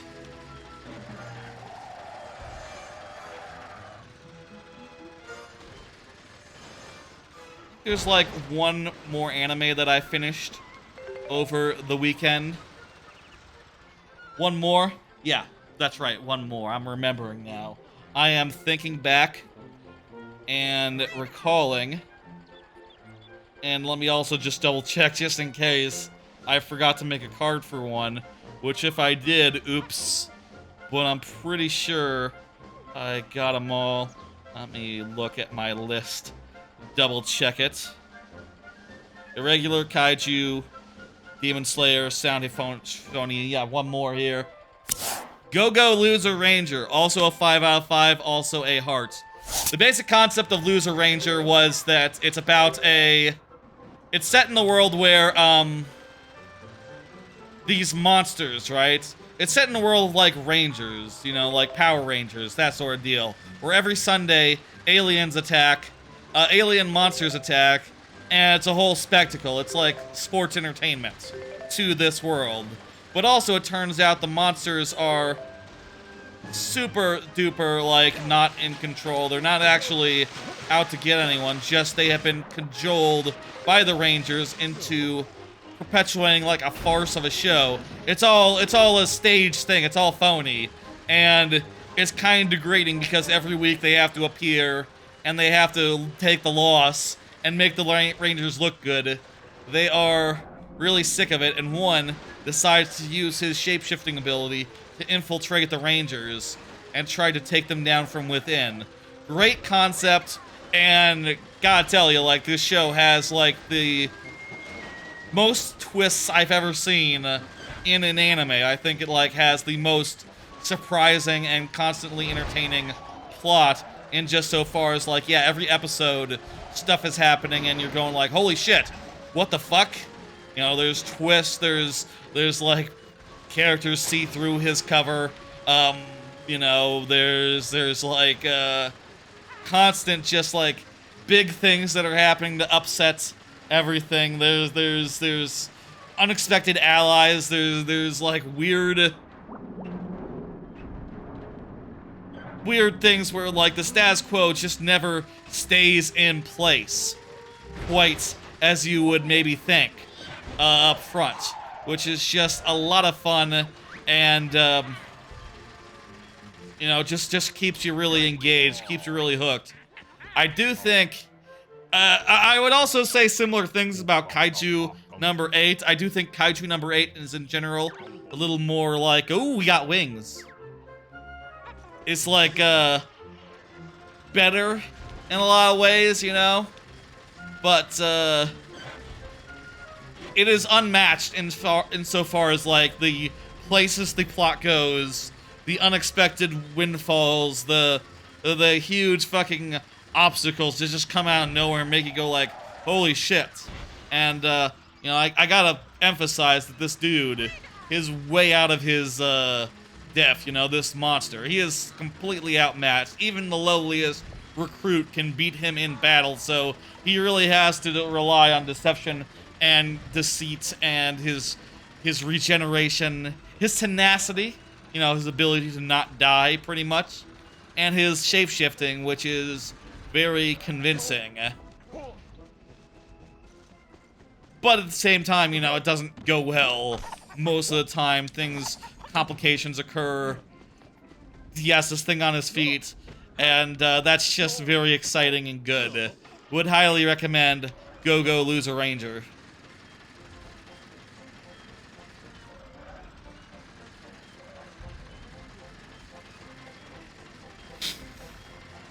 What's Jolly doing here?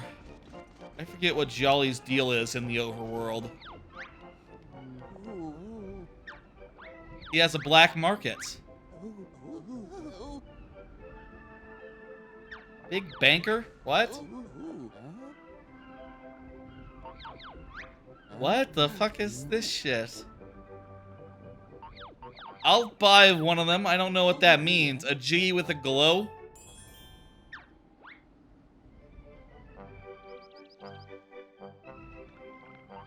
I don't remember any of these. I'll buy the big expensive one too. I bet you these jiggies are gonna be like weirdly shaped. They're gonna be like a giant jiggy. And also one that glows? I don't get it. Let's go find out.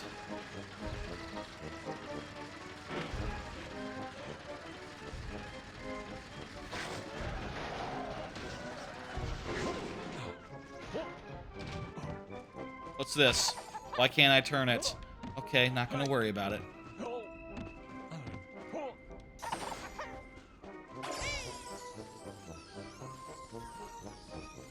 Anyway, one last card for last season of anime, which is the card just to show the simulcast anime tier list for the spring 2024 season. And here it is. There's the full list there. Let me just read it all aloud. Not sure if that's necessary, but let's do it. Why not?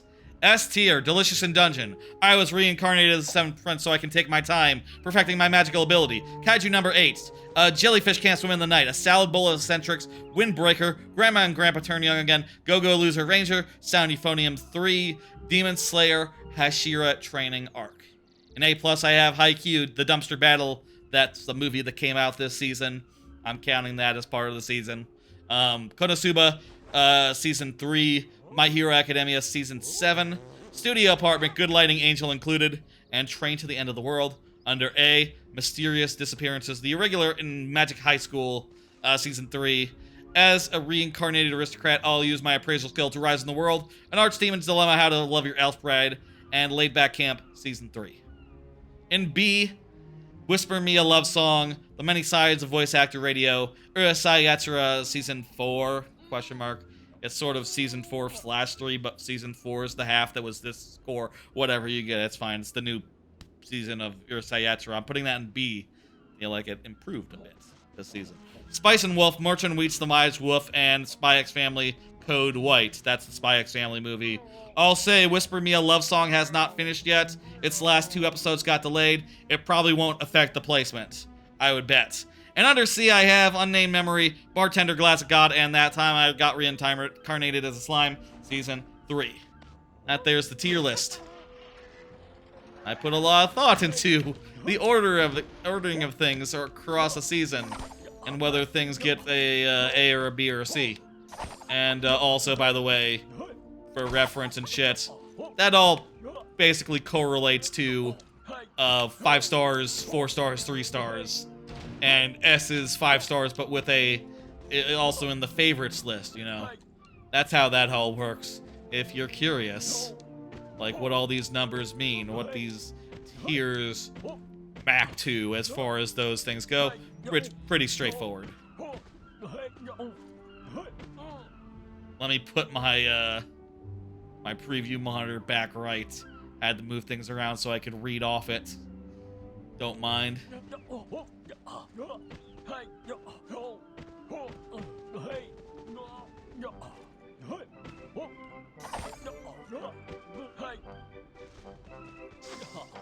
Okay.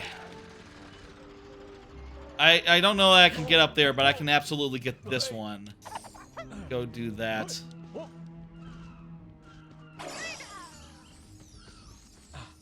I'll say we do have a little bit more anime left. They're obviously for like finished shows. That's all of them. Also one more thing I just realized right before the stream: the Blue Lock movie is in theaters now. If I had seen it, I would have put it on the list, put it on the tier list somewhere, and I think I will see it sometime this week, maybe tomorrow? Question mark? Maybe this weekend? I don't know. But if I do, I will update the list with it where it goes. But I haven't done that. Will be on the thing. But what I was gonna say is that there are still a number of new anime to discuss real fast.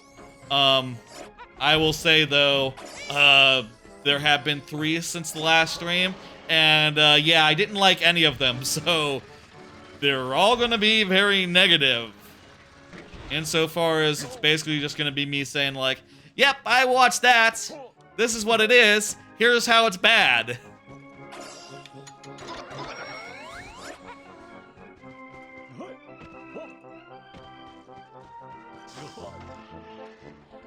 These just look like regular jiggies. Why was...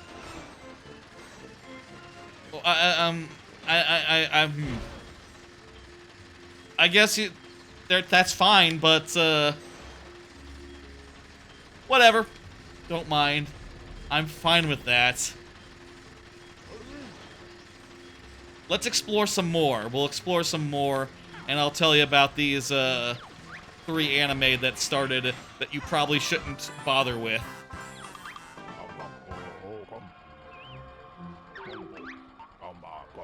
Cool. Propellers and the like. A copter and a tank. We're starting to get the stuff that allow for flying vehicles, which, come to think of it, is really important for this next world that we'll be going to. Talk about one of those anime. I watched the first episode of My Wife Has No Emotion, parentheses, nope, not a good one. I've decided to start putting nope under the ones that are bad. They buried the lead for that show. It should actually be called My Wife's a Fucking Robot. That's why the wife has no emotions, because she's actually just a quote unquote appliance that you know, is just very logical and stuff. And the main character, he's like a lonely dude who just sort of after work goes home and drinks and eats and then goes to bed. He's like, oh baby, what if you were my wife, haha? And then she says, yes, okay, we're married then. He's like, ooh, oh. And I don't think I like the main character. I think the robot is a bit dry. She can't move her mouth, which is weird. And yeah, I don't really like the main character at all. I would describe him as a drunkard. Like, he spends a good amount of the episode just, like, binge drinking in a way that makes you go, like, really? Okay. I don't know if they're trying to say something about, like, this character, or if the artist, the original creator, just, thinks that this amount of drinking in a night, to the point where your appliance has to go, like, I am confiscating your beer, no more beer for you. That's just, I don't really care for that in any way, shape, or form, and, yeah, I didn't care for that show. It does look like it might have some characters that are good, eventually. Like the OP, the opening does have characters that look fun, but, if the main character is bad, that's like a stroke of death for your game. That's just a critical issue, I think, and one that I don't see that they can get out of that easily.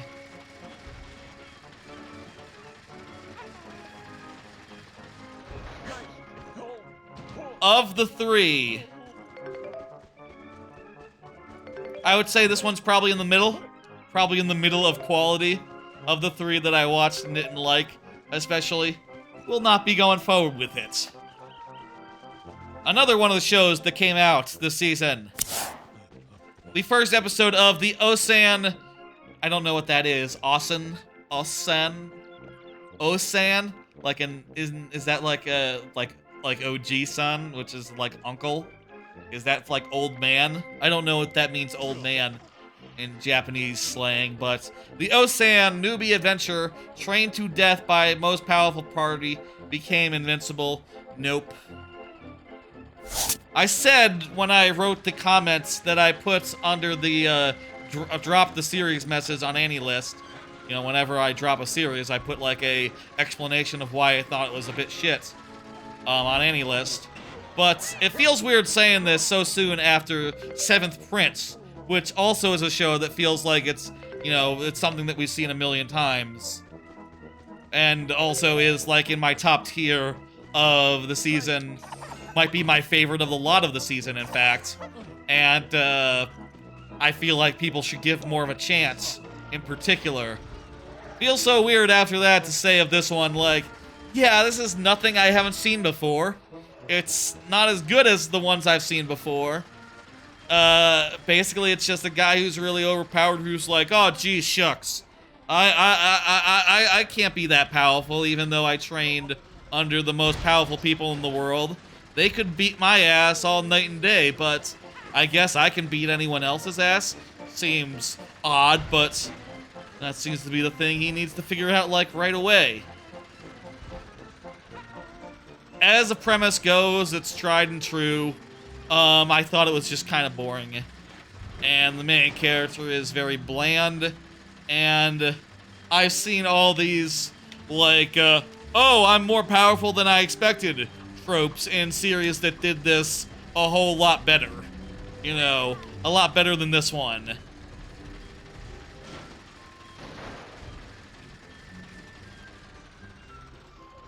It also doesn't look especially great, and, like, you know, if you were hoping to hang your hat on the action, I don't think that's the show's, like, super strength. I don't think the show is super strong on that front, neither.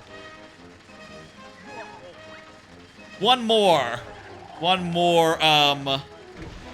anime, what came out this season, to start the new season off, that I watched.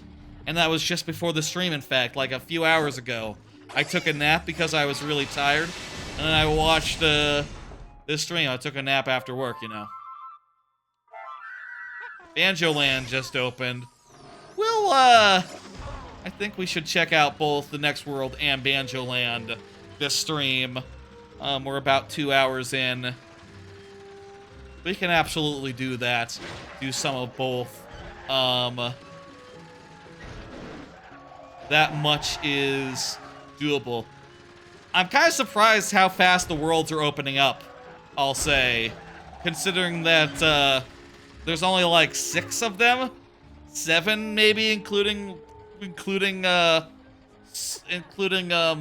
Spiral Mountain. But I guess the instances of them will be opening up for a while, which would be good if the instances really mix things up in like meaningful ways. You're currently playing TTYD, just got Miss Mouse, and doing some side stuff before you do Chapter 6. Fantastic. That would be, is Chapter 6 the train? Is Chapter 6 the train? It's been a minute since I was doing that remake. Since I finished that remake. Chapter 6 is the train, right? You believe so? Exciting. It's a good chapter. A little sad, of course, you know, obviously. I don't know if you know this yet, but there's no more partners after that, but it's still a very fun chapter. And getting real close to the end game, pretty much, there. Last show that I watched that was bad. I watched the first episode of Tasuketsu, Fate of the Majority. I would describe that anime as being basically, you know, I say you know as if people know this, but does anyone know the Jackbox game Split the Room? This is like a murder game version of Split the Room from Jackbox Party Pack 5. The basic premise is that every night there's like a someone puts in like a rule thing, and whichever side is bigger, like male or female, for example, whichever side is bigger, everyone on the bigger side dies. And you know, that sort of whittles down the competition as it goes. And there's like a weird mechanic where like to submit a rule or submit a question, you have to do some weird stuff. I don't know. It wasn't very good. It didn't make a good impression by like skipping on animation. Like all the background characters were just like gray, featureless mannequins, basically. Which I've sometimes seen as a cost-saving measure in anime, but it's just a really bad first impression, especially because it's not long before all of them die, so it's just like, yo, you couldn't spring for like 2 minutes of extras in the background running around and talking. Literally 2 minutes of animation was too hot for your blood. And then it basically makes that moment go from like, oh, this is a cost-saving measures. They just got rid of the NPCs all entirely. Haha. Also, the characters are very, like, not there. Very thin and undeveloped, I would say. It all seems kind of dumb. And also, in the time that they have not. Is this like a rotate the stick thing? Yes.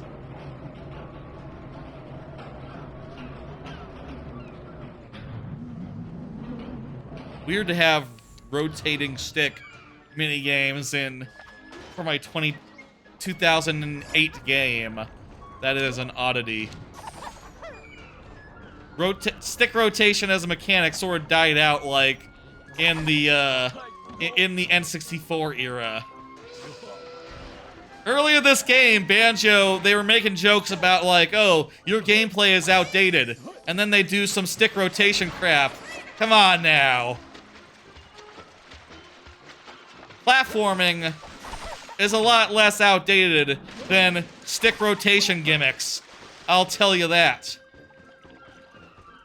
The characters are really thin. They don't make you, like, they don't spend enough time where you would actually care about any of them while they die. And even if they did, I don't think they have, like, the competency to actually make you care. So, yeah, it's a very easy show to dismiss. The average on, like, Crunchyroll is, like, 3.1 for that show. So, yeah, basically everyone who gave it a shot basically agrees with this. Some of those other shows I mentioned have like averages around 4.5 or some shit like that, pretty high. And no, everyone immediately clocked it as bad. That one show. And that's all the anime that's come out since the last stream. I'll say the anime season is barely started right now, and it's about to get a lot more heavy and hard. Heavy and hot, you know? Like, tomorrow there's 2 shows that are debuting, and then on Thursday, there's full-on, like, 7 new shows that are all hitting that one day. I already have an all-day stream planned for that day, so, you know, I'm not sure when I'm going to actually try all these shows, but dear Lord, I low-key hope that most of them are bad, and I can just get, like, 3 of them that I really like, and that's fine. I'll take 4. 7 is just way too many for a Thursday.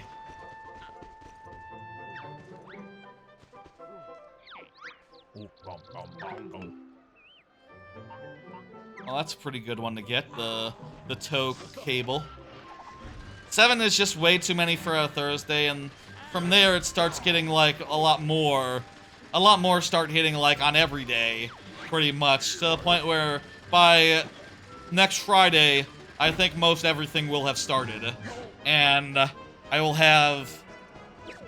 basically know what I'm watching. So far, Suicide Squad Isekai is the only one that really, like, is passable, but I think that since it's on, like, I believe it is on Thursday, so it is on the busy day, it might get outcompeted by all the other anime that's gonna debut on Thursday, and might end up getting dropped. That is how much faith I have in it, I'll say. So, season's not out to a great start, but I am optimistic. I think Thursday will have some hits. Pseudo Harem is one of those on Thursday, and I've read the concept of it, and it's very good. I don't think that one can be bad. Pseudo Harem, the concept of that one is apparently that it is about a girl who takes on different... She's like in the drama club, right? And she adopts different characters, different personalities, in order to try to win over a boy. So it's not an actual harem, there's only one girl, but she takes on multiple personas in a foolish attempt to try to win over boy by not just being herself. That just sounds like such a delicious concept, it can't not be bad. It can't not be good. We'll see. I'm probably gonna try to, like, watch that before the stream on Thursday. Stream on Thursday starting at 1 p.m.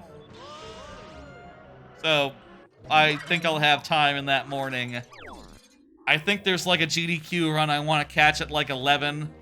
So yeah, I guess I'll watch that and then eat food and... Watch that, eat food at the same time, then watch some animes, and then get all set up for the thing. Logbox 720 is the next world. I shouldn't have talked during the opening thing. Well, I should have ended my thoughts before I hit the button. Whatever. This is the next level. Let's do some of it. It takes place inside a Logbox 720.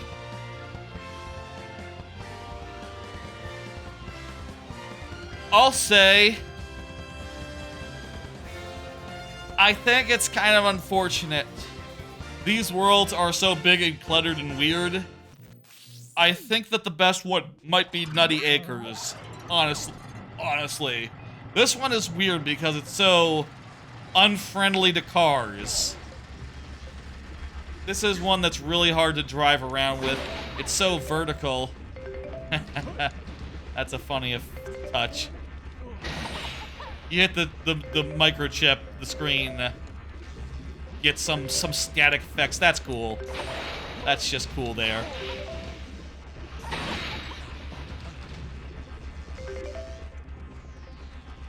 Let's do it. Let's do some stuff. And, you know, we're now done with anime cards, too, so that's nice. If you don't care about anime, the rest of the conversations will be non-anime related. And I guess I'll just go until I run out of stuff. We'll check out, we'll do a good amount in this area, in this world. And then we'll go check out some Banjoland. I think that's about right. So I need to create a vehicle here. We need a flying vehicle.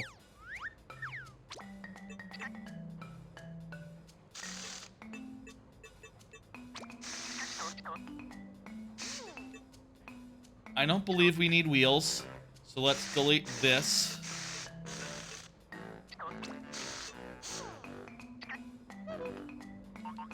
Let's add... I do need storage, so let's add that tray back. Maybe it was foolish to remove it in the first place, but whatever. Let's see, for power, we now have more engines. I'm not sure how many propellers we have, if it's just 1 or 2. I don't think they're retractable, so... Let's just put this here. Sort of a claw, I guess, to hold it in. While put these up off to the sides. Be another claw type business. I could get...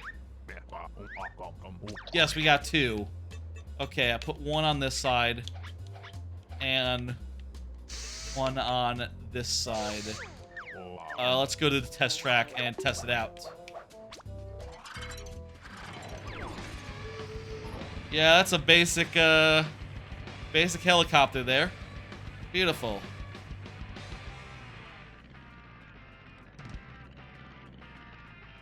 Works about as well as we could hope for baby's first helicopter.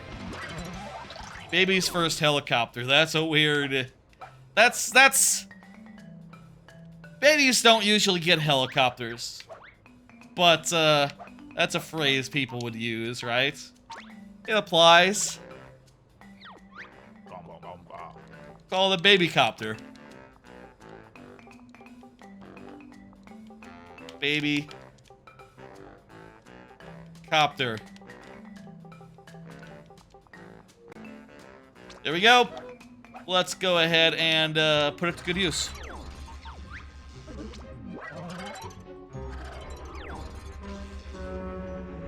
Okay, first concern. We're kind of in the middle of a room here.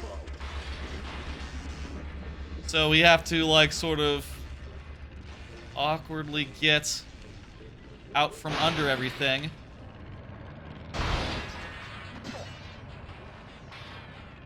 And also navigate around the stuff, and there we go. Easy.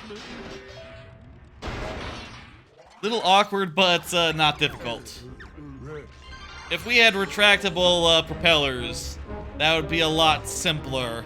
We'd just have wheels and we would drive it out and then propel it in a separate action. But unfortunately, our options are limited at this point in the game.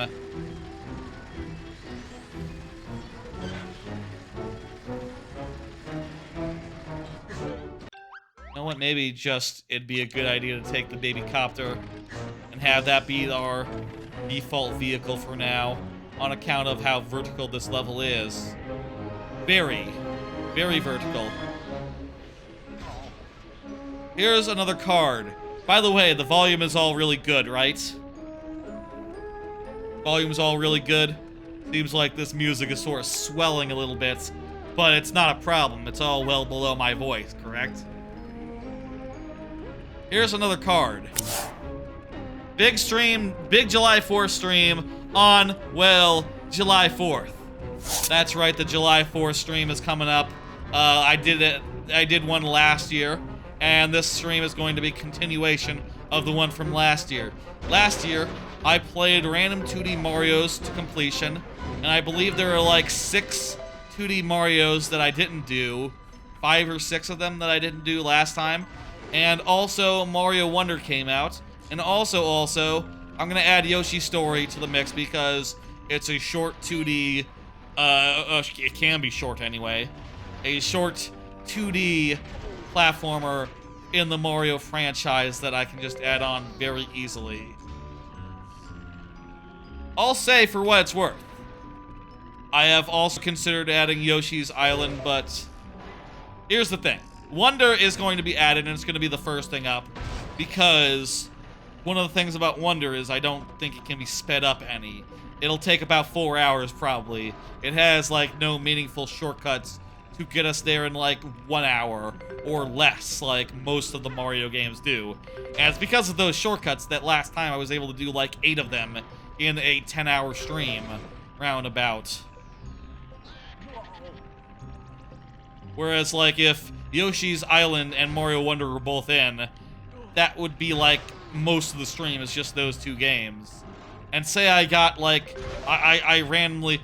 One of the things is they're going to be random, by the way. It's going to be a random order. I'm going to spin a wheel. After Wonder is going to be the first one, just to make the start of it predictable. All the other ones, though, if they come out, like, 90 hours in, I want them to be not a pain in the ass to do. I want it to be like, okay, well, I can still be out of here in, like, hour 10 or 11, maybe. Definitely don't want to go over 12. That is, rule of thumb that I have, given that YouTube VODs don't allow you to go over 12, so that would require splitting the VOD, and that's a pain in the ass, and also, I think, worse in just about every way. Imagine, July 4th, 2024 stream, part 1, part 2. That doesn't look good. It's also confusing since there's all these, weekly streams that I do that are part 1, part 2, you know, that are split up into parts. I think it's better if everything is just, if one stream is one VOD. So I avoid that like the plague. But, that all said, the games will be Mario Wonder to start with.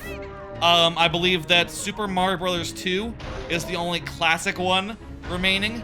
There's also Yoshi's Story, which I mentioned is being added. There's a new Wii. There's Mario Land 2. There's Mario Land 2. Let me count. Wonder. Mario Brothers 2. The USA, specifically. Land 2. Yoshi's Story. New Wii. New U. Mario, not Luigi, specifically. I think that's it. So 6 games could come up. Let's see if we can finish all 6. I guess that would leave nothing for next year, but hey, maybe doing this gimmick 2 years running is more of enough of this gimmick. Or maybe next year we could do I'm gonna take the volume down a scotch just to be safe. Maybe next year we could do, like, other series, other franchises, I don't know. Or, like, start with Yoshi's Island and then just do random repeats. I don't know. Definitely a lot to consider for like... I'm not sure how future-proof this dumb idea is, this high-concept stream is, but for this year, it should be quite nice, and obviously... Wonder is a wonderful game, and I can't wait to go through it all. And the other games will be fun too.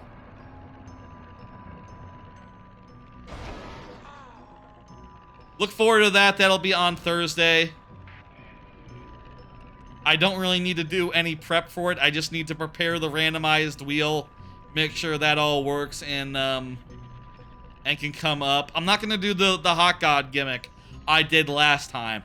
I'll say this. When I clear 3 games, I will let myself take a break for a hot dog dinner. But, as is the American way. But it will not be like me ridiculously eating 6 hot dogs across the stream, or, Jesus, I guess the last time it was like 8 hot dogs. I ate 1 hot dog for every game that I finished. That's not gonna be the thing this time. I'll just have a dinner of 3 hot dogs after I have 3 under my belt, but, not on stream. I'll take a break for that.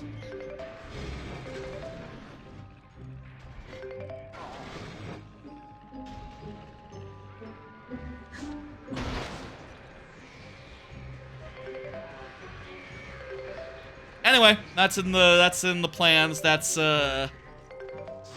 exciting. I'm excited about that.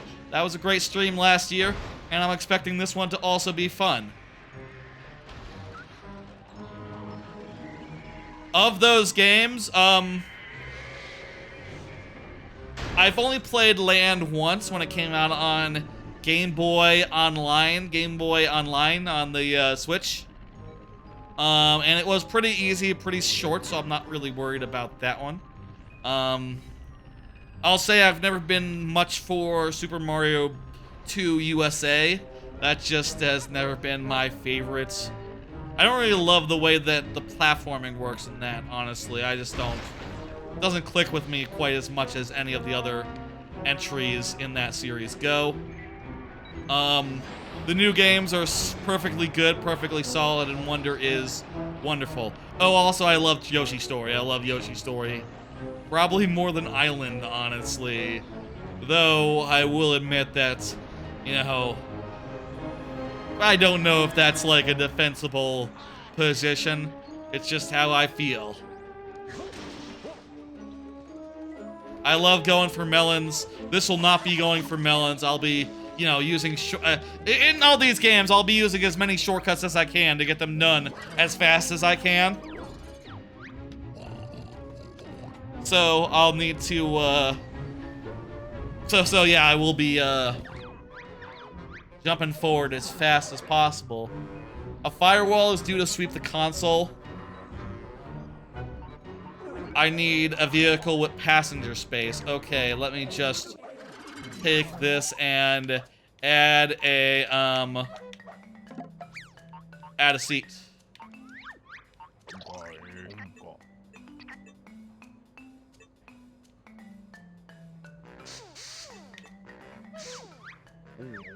Sure, that might be overkill, but whatever.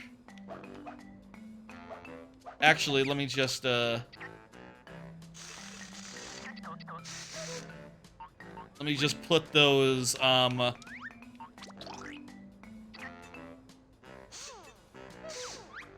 here. So they're where the tray is on the normal one.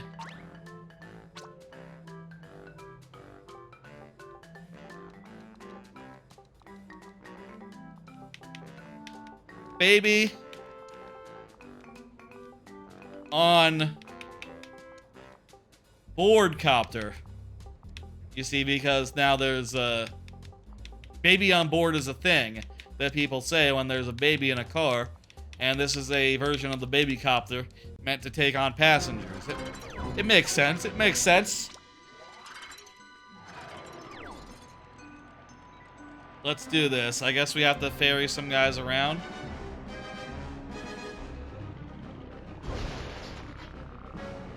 We pick up multiple at once.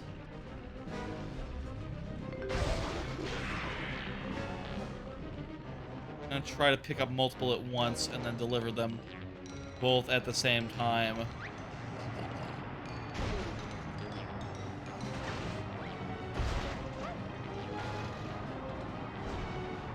Try to get that trophy.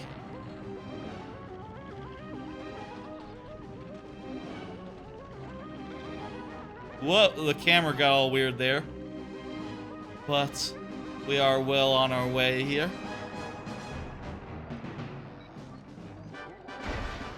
Good one. Good one. That was fast.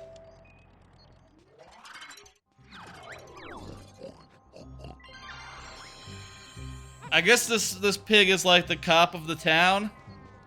Not a memorable character. No one remembers like the pig cop guy. I don't even know his name. Officer Grumpings or something. I don't know. I'm just making it up. That's definitely not his name. Hey, we did the first 2 missions here, so let's leave. Get the fuck out of here. Yes, Jiggy's opened up there.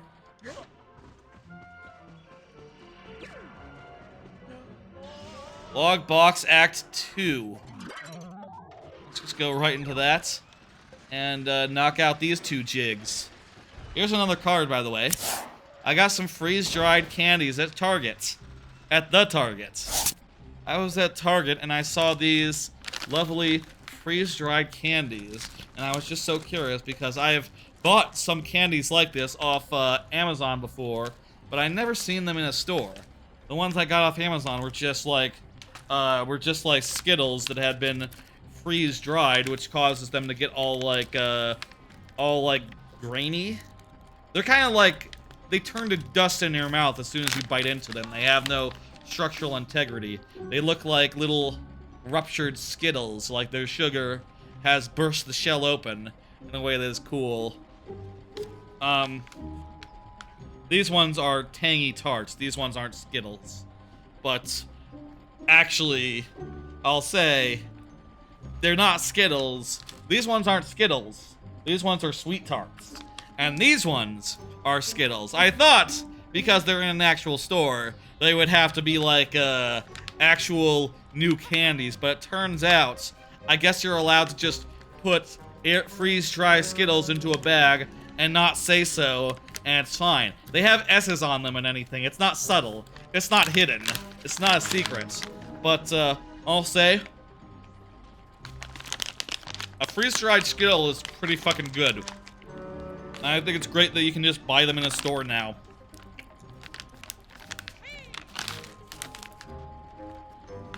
Anderson's Crazy Candy Free-Dried Fun. I'll also say, like, a freeze-dried sweet tart is just really strong tasting. Like, it has a really strong flavor. In a way that's,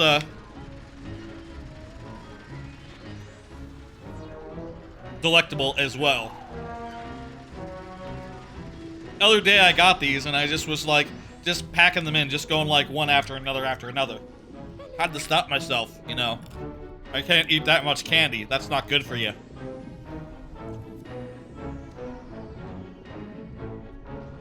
If you see them at Target, I would recommend trying them out. They're great. Might not be to your taste, you know, maybe you crunch into them and you're like, what the fuck? It's just like a really brittle candy. It's like a candy that breaks up into its sugary bits as you bite into it. What the fuck's the appeal of that? But I think it's kind of novel to be eating a candy that's so different texturally, but sort of has the taste, the flavor of a Skittle, or you know, like a really chewy Skittle, but it's crunchy instead, or a sweet tart that just same deal, just turns into ooh. Has a kick to it. Really tart, sugary goodness in your mouth. Ooh. Goddamn. Give me another one of those tarts. This one's green, so the green screen affects it if I hold it up too high.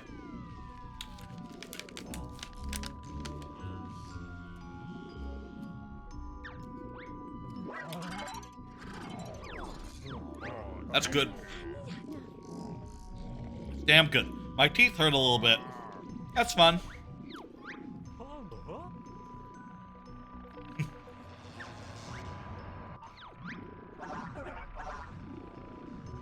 Okay. I remember this one. We just have to do good. Let's cheat.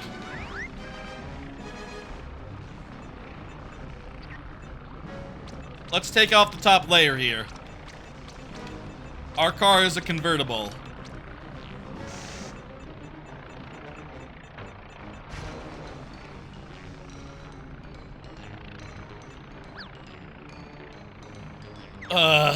This is not connected anymore, so let me just get rid of all these middle pieces and connect these top pieces to the thing.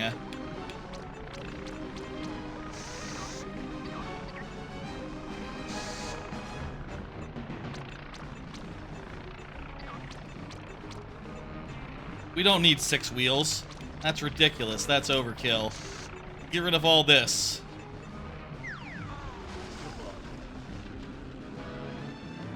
Let's do it. I remember this being one of the first cases where, like, the handling model really started to bug me, but, not terribly bad. Especially now that I've stripped this down to its base components. These cars go fast if you build them right.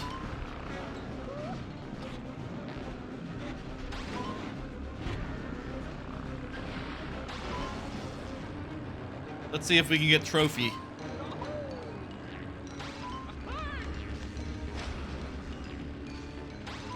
Another card real fast while we're just racing around doing loops.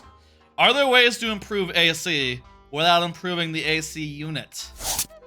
This is a question I ask as, you know, I'm in the midst of the Texas summer, and it turns out the ACs at this apartment are like, I don't know, 10, 20, 30 years old. I don't know how old this apartment is, but some of these buildings are pretty old at this apartment complex, and it turns out the ACs are weak.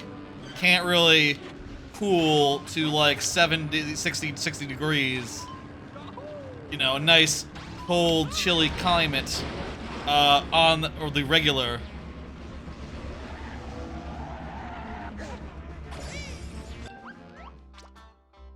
We'll restart.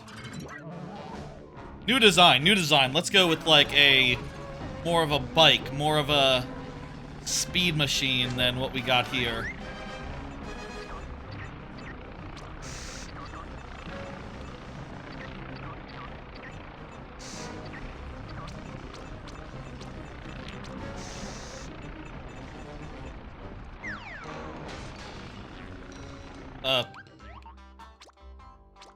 Fuck that up.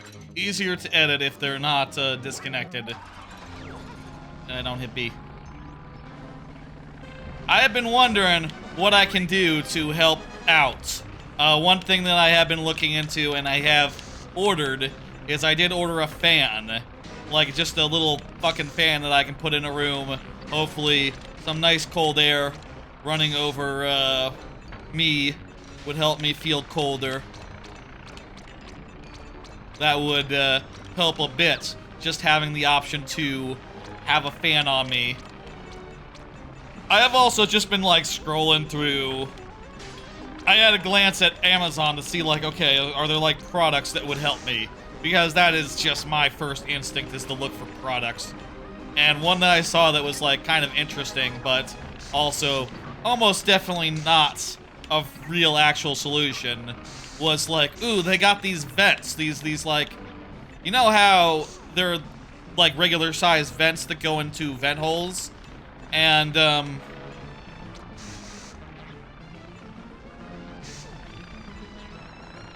you know how you have vents, right? Here we go. You know how vents exist? Well, there was this thing I saw on Amazon where it's like, okay, it's a vent, but it has a fan built in. So if you want more airflow coming out of a specific vent, you can turn up the fans on that, and it'll blow air, pull air more readily from the AC, which makes me go like, oh wow, that might help a lot if like I can increase airflow. Maybe even an inefficient AC would work better if more air was coming into it and more air was being kicked around, especially if I could get the focus on rooms that I care about. You know, if you ask me, the AC of the future should be a lot more sophisticated. You know, you should be able to control individual room temperatures just willy-nilly. You should be able to just basically do like Star Trek and say like, computer, full power to the bedroom. Beep beep. And then just it rearranges the vents and you know, minimizes power where it needs to make that happen. I think that shouldn't be all too impossible. I also think that they should have redundancies built in so that if one AC unit dies, it is just, there's the second one that can kick on that covers what it would do. Hey, hell yeah, we did it. Nice. There should be a second one that can cover the slack. It should be built with redundancy, basically. and I don't think any of them are, at least in apartments. Maybe you can get a house one like that, I don't know, but I think there's a lot of innovation space that can be done there, you know? I feel like a lot of ACs are just basically the same as they were 30 years ago. Maybe that's me being uninformed and living in apartments where they find the cheapest one they can find. But I want Star Trek. I want Star Trek future where I say, like, computer, lower the bedroom to 60 degrees. Leave everything else at 70. And then it just works it out. You know, I want to have thermometers in every room, and in every corner of the room, at every elevation, so it knows, like, where the hot spots are, and where it needs to direct cool air to even things out, where it needs to do airflow to get things good and proper.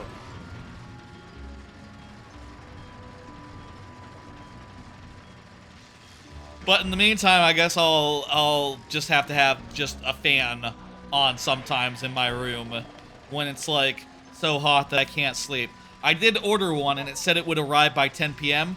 but it also said on Amazon that it hadn't shipped yet, so I don't see how it would have arrived by 10 p.m. and yeah, it's like 11 now and I don't think it arrived. I'm betting it didn't.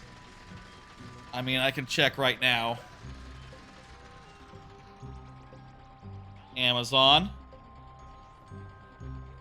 That's gonna say, your order has been delayed. Sorry. Delayed, not shipped yet. I saw that. Yeah, sorry for the inconvenience. Yes, I figured that it couldn't arrive before it shipped. That seems like obvious to me. Mostly all of these have been races so far, but I wonder if we'll start to get some oddball challenges that aren't races now. Use your wrench to deactivate them. They're not the easiest thing to reach, so helicopter is right. And they give you one to use. Let's go, let's do it.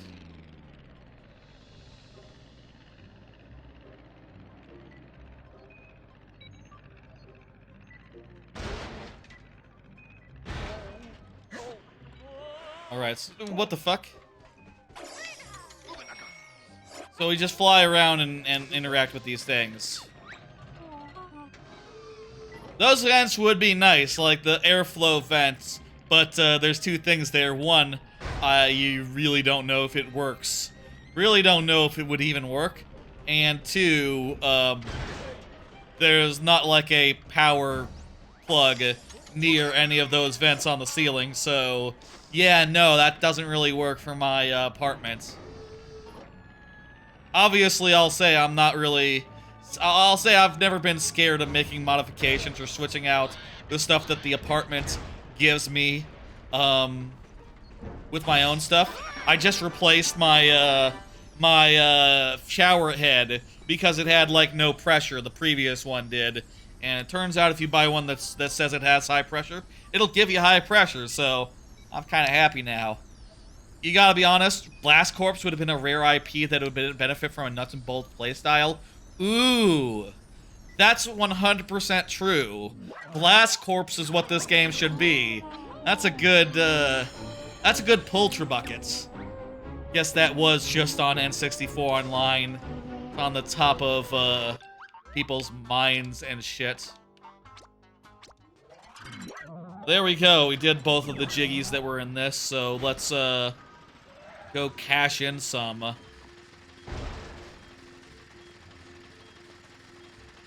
We have wings, but we haven't made a fucking proper plane now. A random putting a helicopter on a ramdozer. I've only played a little bit of that game. That's like a bulldozer with a ram on it. That would be cool. Yeah, totally. There's a lot of cool, wacky stuff in Blast Corps that would be, like, super appropriate. God, if they had made this game a Blast Corps game, can you imagine? I mean, I don't know if it would have sold very well, but God, that would be so cool. I think you're right. Like, I am imagining that now and going like, oh my god, that works perfectly. And it's already a game that's about wacky vehicle usage. They must have thought of that. I mean, at that time, it was probably just like 10 years prior. They probably had people that worked on Blast Corps. Blast Core, I'm sorry. I said the word wrong. Oops, I left one behind. How many do we have? 9. I think we might be opening the Grunty minigame here in the Logbox, so I would like to do that, and then we can move on to a little bit of the third world, maybe.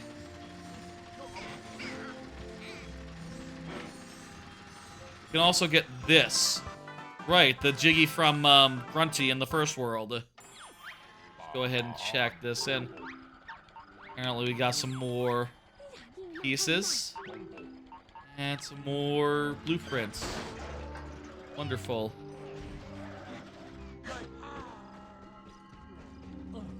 More or less. God, that would have been so good. I think people would have been like, the critical reception to this game and the fan reaction to this game would have been 100 times better if this had been Blast Corps Redemption or something. Blast Corps Nuts and Bolts. They must have thought of that. They must have occurred to them how much overlap there was between their two things. I'll just get all this. Yeah, I'll get the thing as well.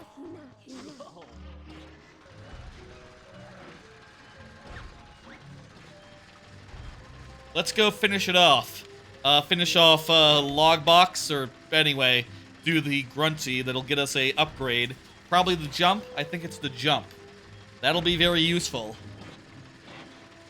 This game started off as Rare Kart Racer. I think you're thinking of Dinosaur Planet. Star Fox Adventures Dinosaur Planet. True Bucket. That game started as Diddy Kong Racing 2. Somehow getting from a open world racing game to full-on Star Fox Zelda game.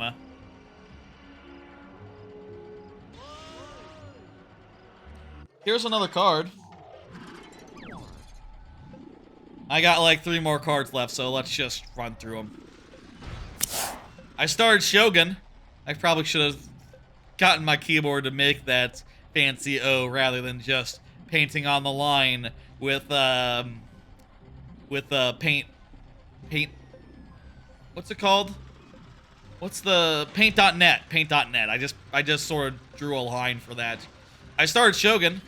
That is really interesting. I just got into that on last Saturday. Watched the first episode with my family. I had been considering like saving that for when I was over hanging out with them, and we watched like the second episode of Better Call Saul.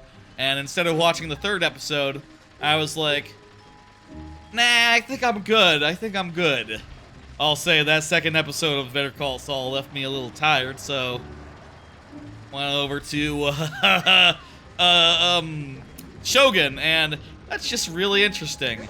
Indeed, as people promised, there was that stuff with the Christian nonsense and all the denominational stuff involved in like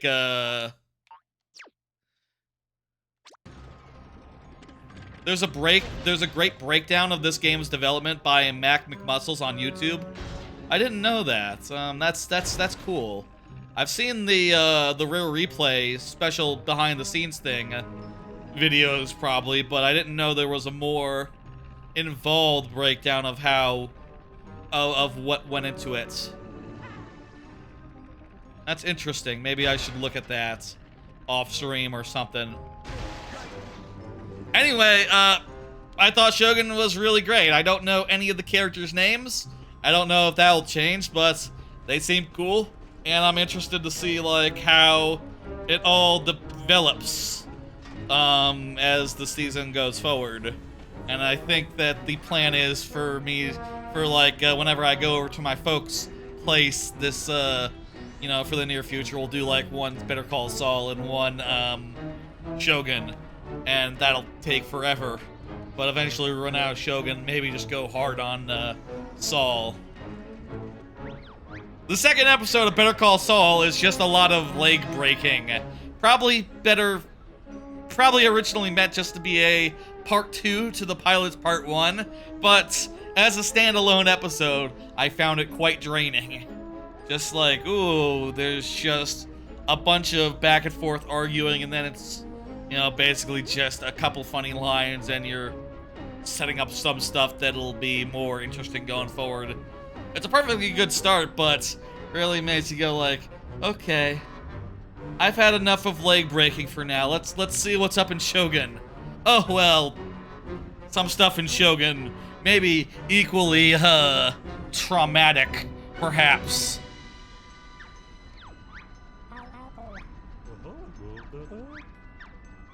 What's the deal here?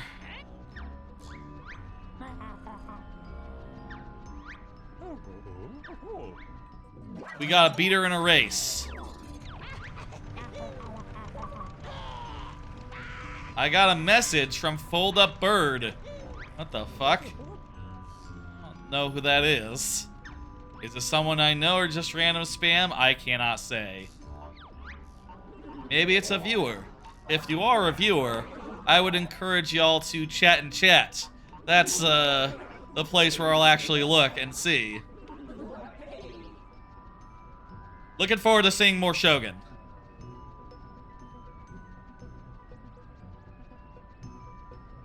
He's letting people... I hope that there continues to be a big, like, language barrier aspect to it, as well as just, like, weird Christian infighting that the Japanese at the time had no conception of, because they didn't know that there were Europeans besides Christians of the denomination that they had on hand.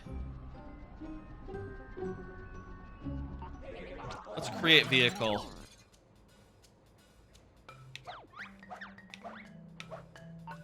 I'm just gonna load. I think I want the basic. And I want to... For a ground vehicle, do you think having propellers makes a difference? Like, if I put propellers pointing upwards, or pointing, like, forwards, would that propel me forward faster than otherwise? I'll tell you what I like to do back in the day. I used to have, like, rockets that pointed down to give me a good amount of, like, sticking power onto the ground. That said, maybe these spoilers actually do the same job, but less weirdly. So maybe I ought to just stick with that then.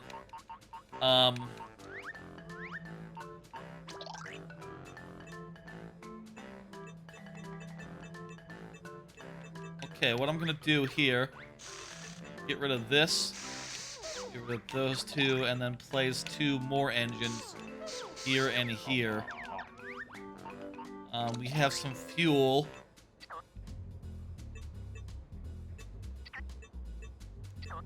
We can place that fuel there. And I can place this fuel, get rid of those, and...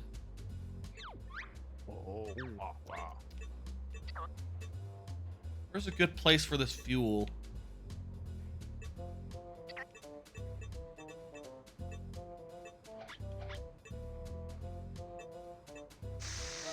Tell you what, put the fuel behind me there. And I'll put this fuel, right there. There we go. That's a pretty aerodynamical design. Is that how you say that?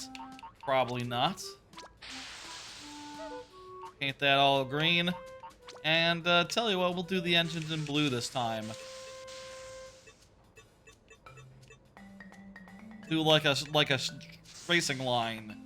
All blue down the middle. That's how this model will, do it. We'll save that.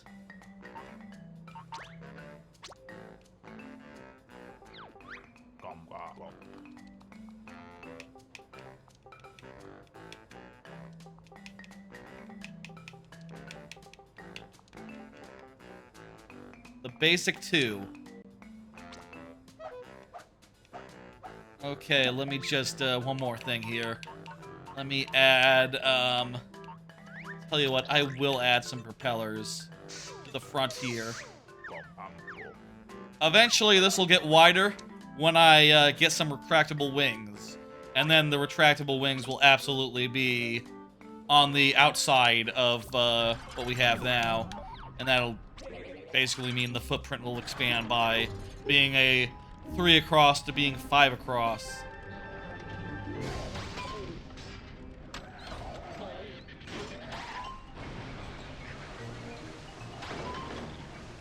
This almost works as a boat. I mean, okay, maybe more of a submarine, but this is great. This is perfect. This is killing it. How many laps do we do? If I had one other criticism, it'd be like with the way that sometimes there's no indication of how far in the race you are. How much is left, etc. And that would really help insofar as like estimating how close it is, if you're making good time or bad time.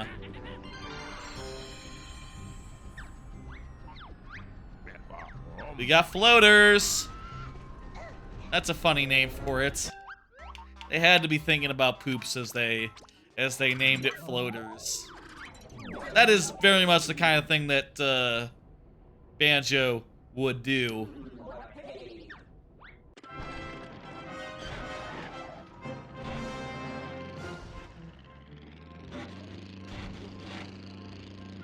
Okay. And that was a world. That's a Logbox for now. I think it's like what, 11 o'clock? I think we'll do a bit of the last world that we have unlocked here, Banjoland, and then we'll call it a night. I think we made good progress for the first stream of this.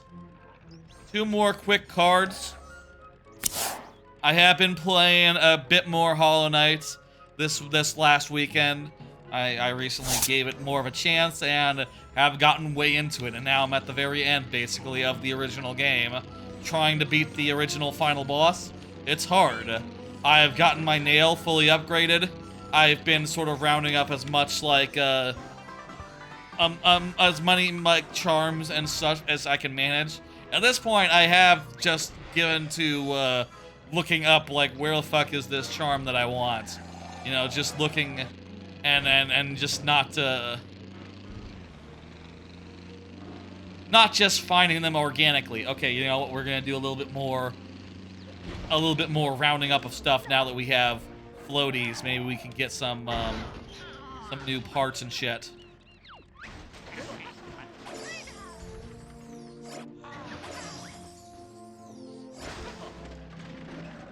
It's going well. I'm really enjoying it, and if I can get past this final boss, I guess I'll see the actual ending, and I will be happy. And then I can do the God's Home stuff or whatever. I think like there's multiple DLCs that have like that were added throughout the game that I need to go about like finishing and stuff. Oh, I forget. I think there's one. I have done a lot of the one with the camp, with like the circus tent, the circus camp thing. I've done a lot of their stuff, but not finished that one yet. But other than that, I don't think I've necessarily engaged with any of the DLCs, unless some of the DLCs are just like quality of life stuff, like, oh, this one added the map markers, and that's it. If there's not big elaborate stuff for each of those, then I guess it's just the God Home, wherever that is, and what's left of the camp. God Home?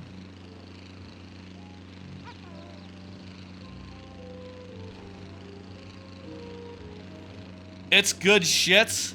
I will say I still sometimes get a little raw if I ever like forget to get my shadow back.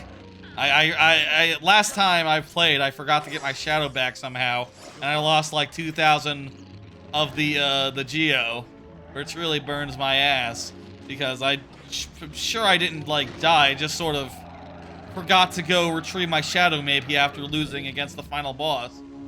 Just slipped my fucking mind there. I guess, you know, hey, that's on me. I have options to getting my stuff back right now if I really cannot get where it is. And there's no reason why I shouldn't be able to get where it is. Wherever it is now, I've got everything that I need. And so much health and other advantages. Really, it's a very good game. Takes a little bit to get going, but after that, I gotta say that I think it's a 5 out of 5 with a heart, with all-time favorite status. Like, yeah, no, Hollow Knight is a top-tier game. I could say that now that I've finally actually given it a chance and nearly finished it all the way, proper true ending style.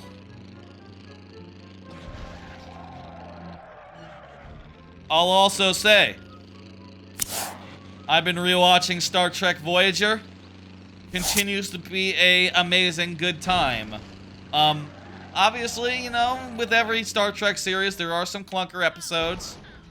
Some ones that make you go like, okay, well, I don't know. This one is a bit dull. They're just like, running around a Malon freighter. What the fuck?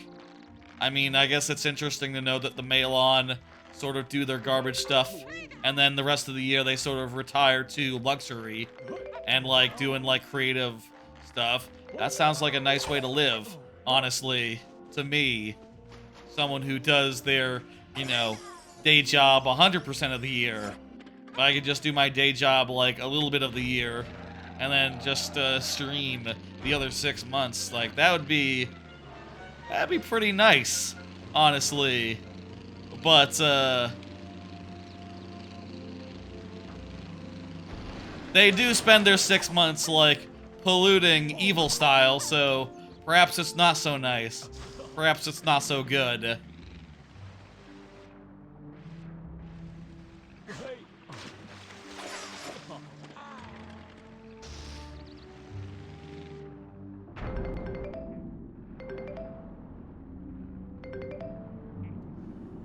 Still really enjoying it. I'm getting close to the end of season 5, which means I'm getting close to the two-parter Equinox, which I'm really interested in because I remember what that episode is about and most of the moral twists and stuff that are entailed in that episode. It's been fun, really fun rewatching the whole series because I do find that I have forgotten most of the episodes and most of the plot, so that whenever I have no idea what's gonna happen like half the time, and I'm just like surprised and stuff when it turns out like, oh, they're the good guys, or they're the bad guys. You know, like, oh, they're pulling a fast one, watch out. And it's like, ooh, this is exciting and interesting. And there's all sorts of fun questions that they're playing with. And I do really love the Doctor, love 7 of 9, Janeway, B'Elanna. Tom's like, okay. I'm okay with Tom. I'm okay with Tom, honestly. And, what's his name? Fuck. The other guy. He's okay. The other ensign. He's just like, okay. He's like, whatever. His name is on the tip of my tongue. He's just okay. There's nothing really to report about Kim. Ensign Kim.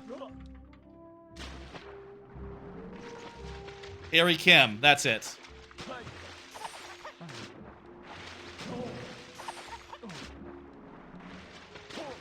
But yeah, nearing the end of season 5. Been watching that, like, whenever I play random games now. Been having that on, like, I like to do an episode in the morning before work, you know. I always feel like, a little bit of entertainment is probably my equivalent of, like, coffee, right? Like, in the morning before I go somewhere, I'll have my breakfast and I'll watch a television show or something. Or I'll try to watch a television show or something. before leaving. You know, take an hour to have my breakfast, get dressed, all that. And by the time I'm ready to go, hopefully the episode is over. I'll say sometimes a Voyager episode is a little long for that. Honestly, more of a 20-minute Futurama type show would be more ideal for that, but what can you do? That's the show that I am currently watching, and these notes are poorly placed. And you know, I'll try to get an episode of that in as I can. Like, Jesus, it's so high compared to where the rope is. Stuff like this makes me wonder, like, how much they really tested this. I say tested. How much iteration was given to all this business? Because, like, I think if I were to play this once, I'd say, like, okay, if this was Mario Maker, right? I'd play this once and go, like, hoo hoo hoo, that's funny. All the notes are really low, or really high. Okay, lower them like a meter. And let's try that again. Okay, perfect. Now they're in the path. You know, if there's a problem of like, well, you know, the rope would be in the way of the notes. They can't be. They would overlap. I would say like, well, can we develop like something that makes the notes follow the rope down? Can that be done? And if not, I would take the notes off the rope. Seems pretty straightforward to me, but I guess, you know, I'll say I know game development is really hard and complicated and tricky, and maybe they had a million higher priorities than, like, yeah, the on-foot platforming is really clunky and weird, and throwaway.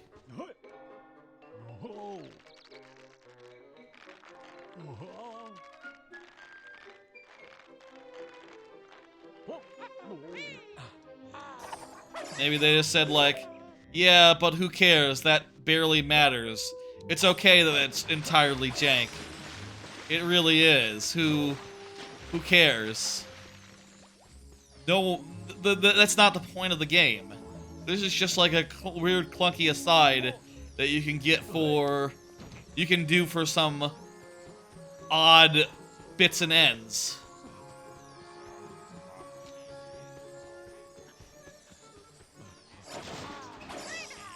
There we go.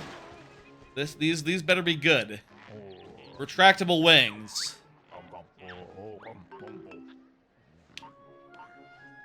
Small propellers and a medium engine. These are really good. That's a really good set of items right there.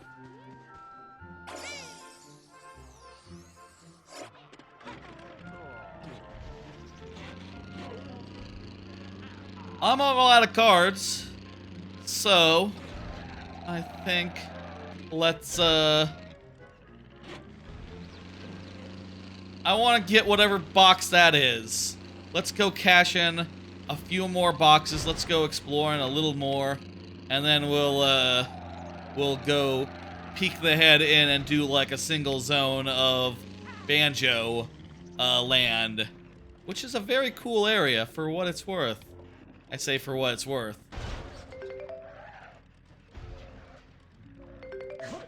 Honestly, I think that like the idea of Banjoland is so good that I wish that other 3D platformers were to rip it up. I say 3D platformers, this isn't a 3D platformer, but you know what I mean. If Nintendo, if Mario Odyssey 2 had a Mario museum that you visited that was just full of like little literal Easter eggs, literal like, hey, remember this type business? I'd be really fucking happy, and I think that'd be fucking really fun.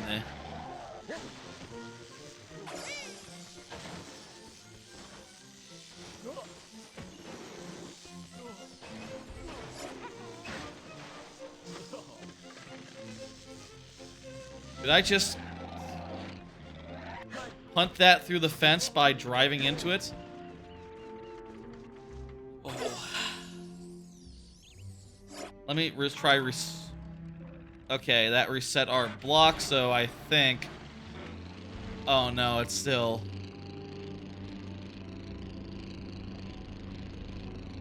Damn it. Damn it all. Well, whatever.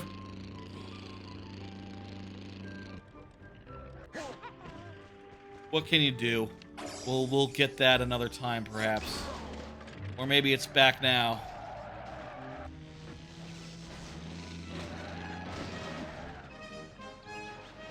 Nope.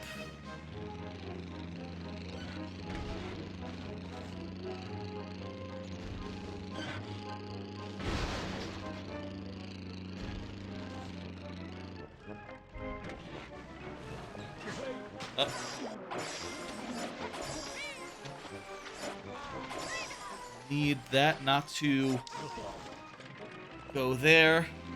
Let's see if there's anything good at C here. Ah, there's another crate. Another box. We can get that.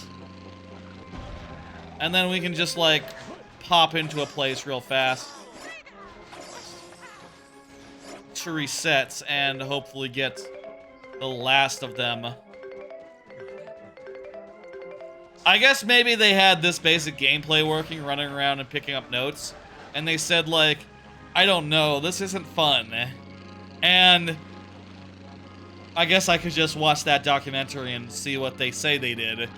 But I guess if this is the gameplay they had in front of them, I can see why they were hesitant to just put that out as Banjo-Tooie. Because, yeah, no, this is not it. And hell, knowing what they put out as, like...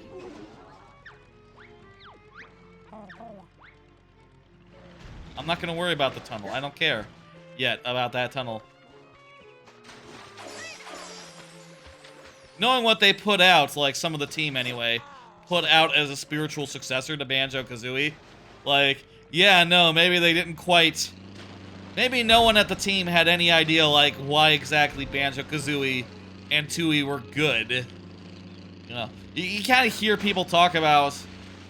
I've heard, seen in passing, whatever, the developers talking about Banjo-Tooie, and, you know, they talked about, like, yeah, no, we were kind of looking more towards, like, Zelda than to Mario, right? We're more looking to, like, big, expansive worlds, getting new items that unlock, like, new paths through the worlds, that sort of thing. New ways of connecting everything. Not really thinking about, like, 3D platformer collectathoning, even though that is very clearly, nowadays, the genre into which it falls, but that just wasn't quite how they saw things back then. They were just making a fun game that happened to be a platformer, whereas, you know, when they set up to make a platformer, they just didn't work. And instead they said, like, doing fun, goofy stuff with vehicles just seemed more fun. And then they said, like, okay, no, we're gonna do it now. We're gonna do it. It's called, ukulele. And, boy howdy, they missed the mark. There's a million things I could say about the ukulele, but I don't like it very much, is most of them. I mean, I could list things. Now seems like a great time to just say things.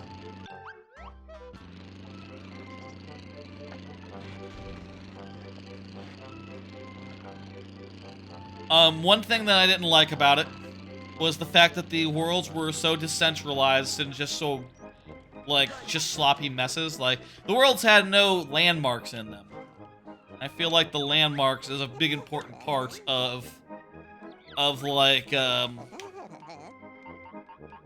fuck is this? Oh, so I can invest in these tokens, fill out rows, and each row filled out will get me something. I don't have anything where I can actually fill out a row, so I'll just ignore that for now. Or a column, neither of them.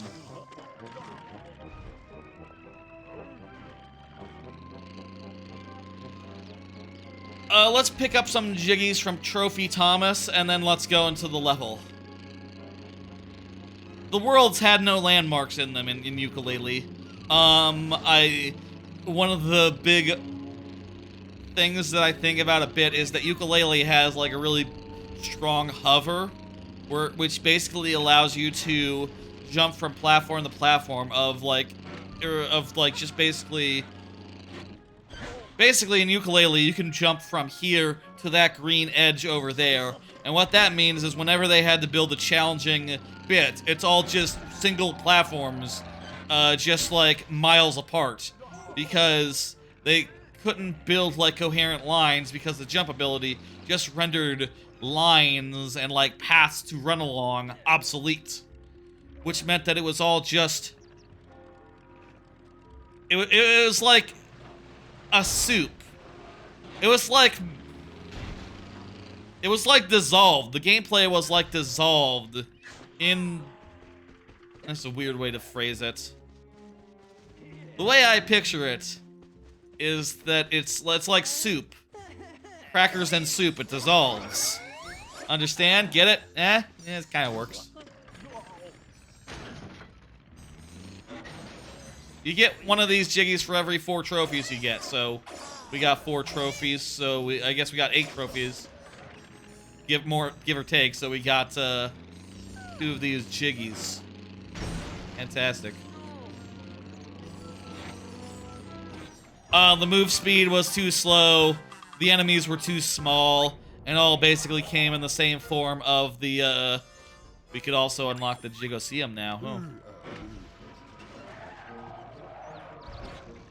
I think we'll save Klungo until it's all out there, until it's all good. The enemies were all of the same types of the enemies here in Nuts and Bolts. They're all just guys who run at you. Because paths don't exist in that game, you know, there's not like platforming paths. They can't just place an enemy in the middle of a path and have it be a challenging encounter. You know, it can't be like, oh, this path is so small that you have to get around this enemy and deal with them. It's like, no, these paths are so big and large that the enemies all have to swarm and run at you for them to be any challenge whatsoever. I would say that they got Ukulele wrong in a million little ways, and it's a tragedy. It's sad. You know, you look at it and you go like, man, they really wanted to make a Banjo game, but they just missed like a million little indiscernible elements that those original games had that the new one just couldn't even approximate. Oh, we need to deposit this somehow.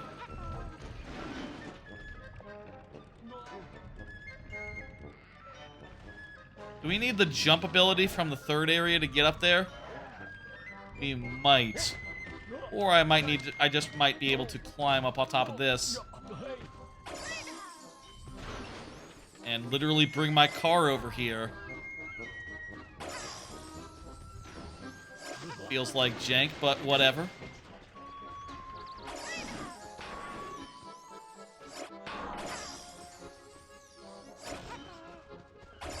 I'll say there have been great 3D platformers in the last couple of years. Of course, Odyssey comes to mind. Minikin is up there. There's been a couple others that I am not remembering all of right this second. But it's not like platformers have stopped existing. It's just something that is hard maybe to... It's hard to realize, like, you know, after all is said and done, like, way after the era of the 3D platformer, to really break down and, like, say, okay, what really made these games work? The good ones of them, why were they good?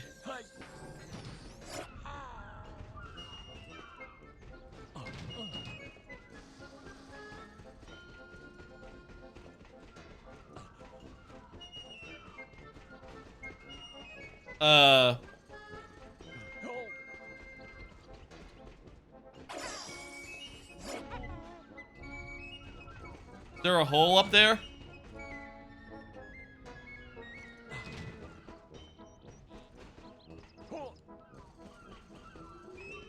Wonder if I can, like, do some janky...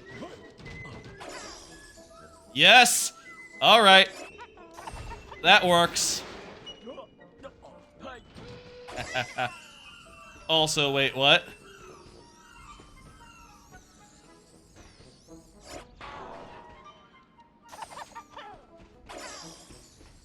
Oh, you're supposed to do something with, like, the crane or something, right?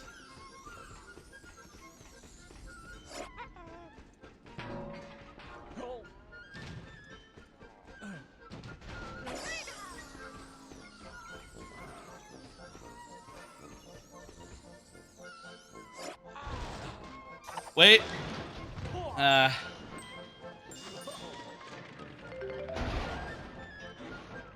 Leaving some crap behind.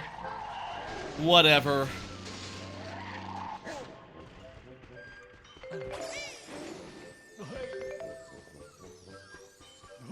Let's, how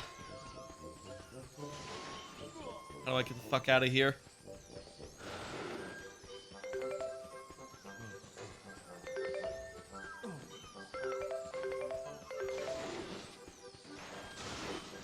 Oh, there we go.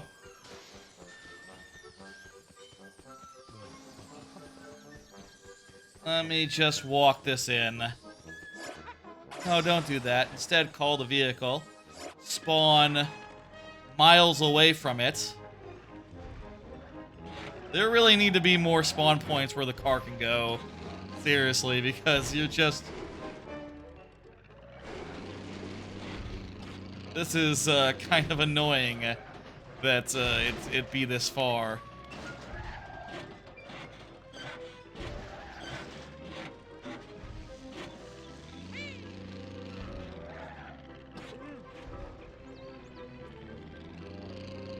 I just want that box.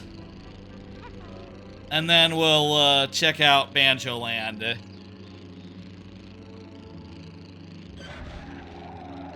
And maybe I'll take a short break as well. Just a quick one.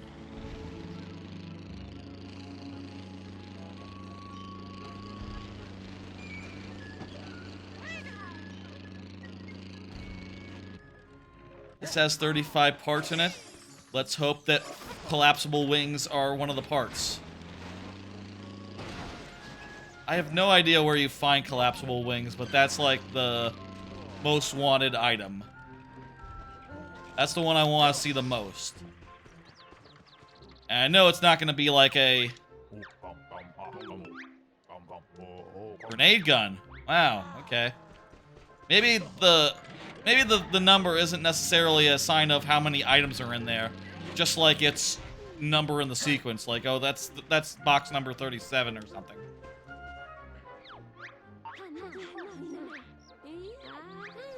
Okay, Humba has no parts. Let's leave that for now. I think that's more than enough futzing about in the open world. In the overworld. I'm surprised how much of this game is, in retrospect, futzing around the open world. Like, in the overworld. I feel like the overworld stuff there might be more overworld stuff than there is this stuff. Quick peek into Banjoland. Check this out if you don't know Banjoland. It's a museum about the previous two games. And I guess like Grunty's Revenge also, but I'm pretty sure there's nothing from Grunty's Revenge in there. There's Mr. Fit. He's the meet and greeter. Boggy is the janitor. Captain Blubber is the ex-mariner. Bottles is the pompous curator. And Klungo is your average grunt. Again. There's also Mumbo, who's the one with ideas above his station. I wonder if this... you know what? I'm not sure how much Tooie stuff there is in here. Let's look around and enjoy it. After a quick break. Oh, there's totally the submarine right there from Tooie. Okay, there is at least something. Quick break. YouTube, the VOD later won't see a break.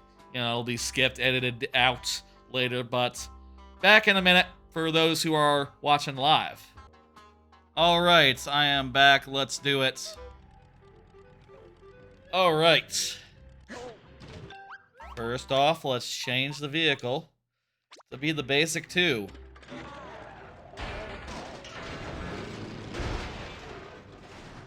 Man, I wish I had retractable wings. Tell you what. We haven't built an air vehicle yet, so let's just fucking do it. Whatever. Put some standard wings on this fucker. Unfortunately, these are the kind that don't come off. But that's fine. We'll just have to deal with that.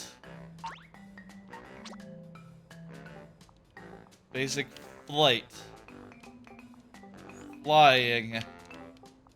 Basic flying. Sure.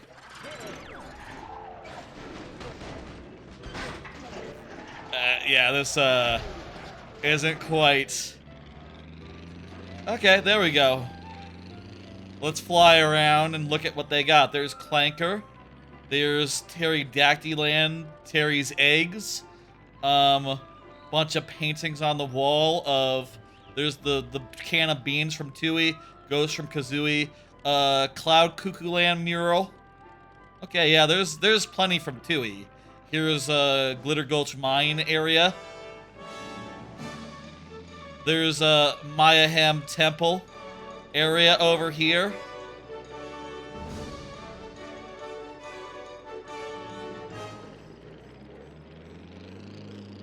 Very cool.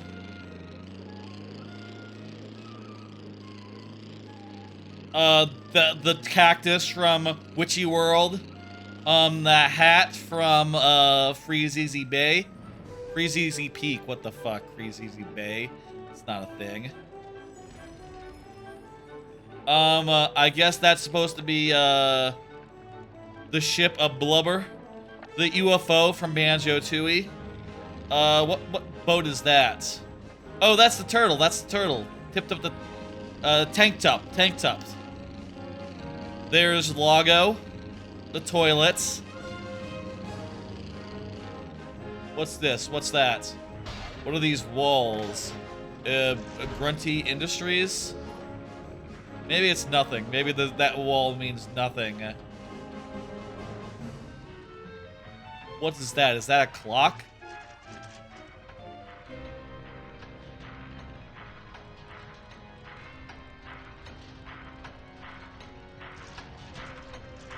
I don't know what this clock is from. What clock is this? I think the clock is new. I don't recognize the clock. There's a giant Mumbo head. Statue of Banjo and Kazooie. Mayhem Temple, the can again, the painting in the lobby of the Banjo-Kazooie. Mr. Patch, Lord Woo Fack, the Walrus Mario.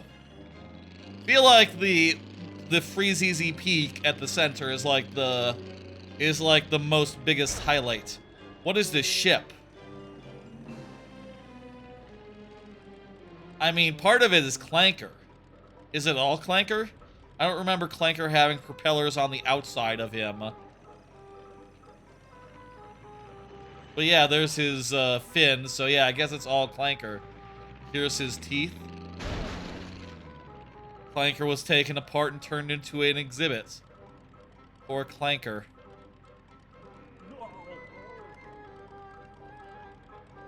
He still lives. Not a very nice place to be.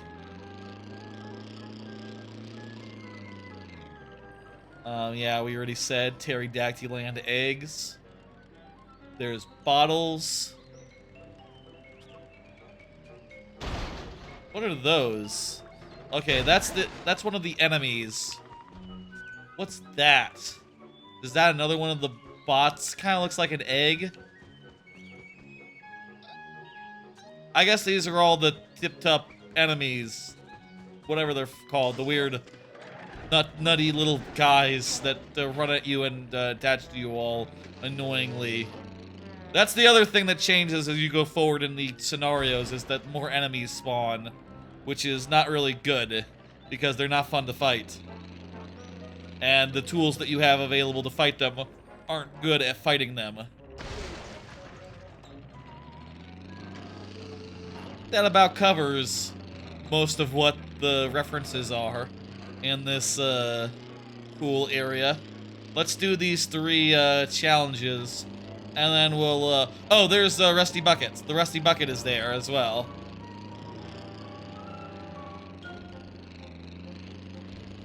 Let's do,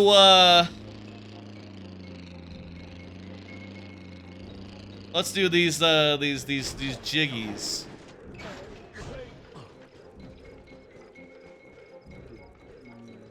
It's a race.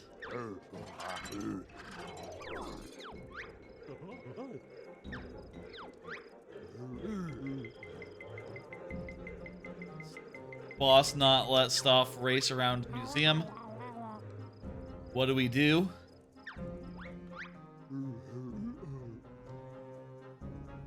Just race around the course then. I'll say I don't think the writing in this game is great, so I've skipped a good amount of it. You know, honestly, back when I just couldn't read a lot of it because my TV was SD, I don't think I was missing very much, honestly. I think that I read just as much as was required, honestly. Let's do some modifications to this. I think I have more. I think I have the low grip ones on there still. That's a mistake. I can put another medium fuel on there. Let's do that. Put it up there. And also move this one to be also this side like this. Move this one to be at the back. And we have more power. Medium engine, okay.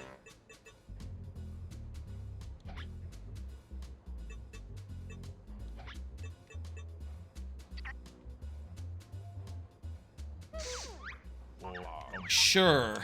I could also put a sail in. That's a bad idea. I don't know if we're gonna go underwater, so I'm just gonna put on some floaties here. Just in case this course, leads us to the water.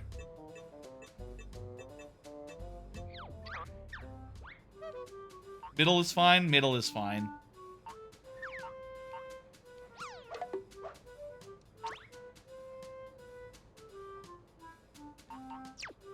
Oops. Oh. Save. Call it the basic 3. Wait. So I can't just overwrite the previous one.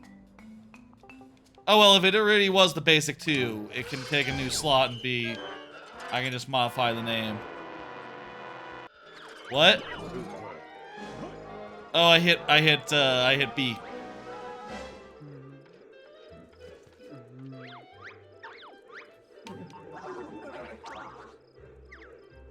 Okay, I've already chosen. Let's see what this course is like. Also, by the way, when I was on break, I looked at the upcoming anime, and I realized that tomorrow isn't 2 new anime. It's 1 new and 1 returning. And that returning is Oshi no Ko, which was my runner-up anime of the year last year, so yeah, that's fucking exciting. Season 2 of that starts tomorrow. That's, well, shit, you can't go wrong with that. These propellers are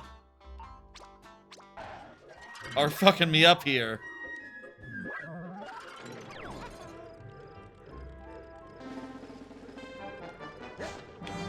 Okay, let's, I think until such time as we have, until we have wings, there's not really as much point to propellers. They're just gonna cause us to jump too big. Once we do have those, wings, then yeah, propellers are essential for that. But until then, it's just, screwing us up.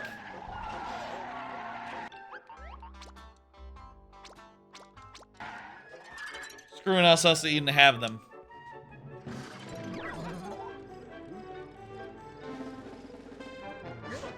Maybe I should quit challenge rather than just doing this every time. But also, I think I'm gonna win this time, so, you know, don't worry.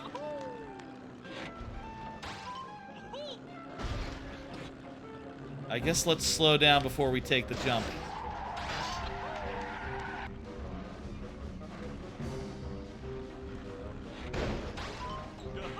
Because oddly, this jump, you need to get this one that's on the ground. Quite strange of a design. I guess those crabs are supposed to reference, and the sand, supposed to reference, Treasure Trove Cove. A little bit of a stretch there.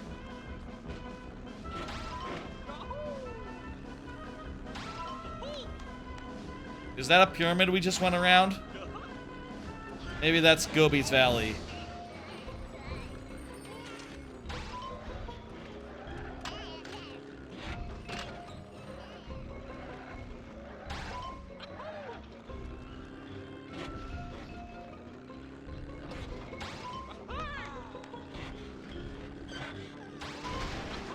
Hey, we're gonna get the trophy. I think. There we go. Yep. Oh, very nice. I didn't take shortcuts. Shortcuts don't work in this game because we're going point to point. Silly Klungo. Okay, let's, oh god. Let's go find another one here. Oh yeah, that's definitely a pyramid. Right there, yeah, there's a little bit of Gobi Valley. And this sand is probably, indeed, Treasure Trove Cove. This cheese is Cloud Cookerland. This tree is kind of, Click Clock Woods. Jinjo's. Self-explanatory.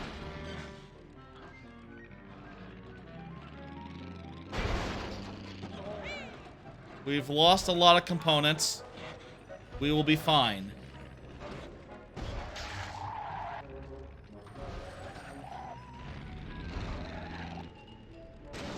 I guess also you want a collapsible propeller so that when you're doing ground stuff, it's not weird.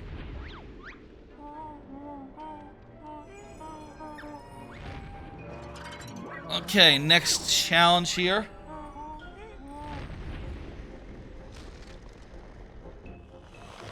Just did the Goom Goom date trouble. I didn't do that many of the troubles in TTYD. I don't know Goom Goom date. I did like the ones that had like the 1 or 2 that had like actual rewards. You know, like a partner, you know? But other than that, I don't. I probably did them once in like the aughts, like 20 years ago, but, yeah, here's what it is. This one's simple. I think we're taking...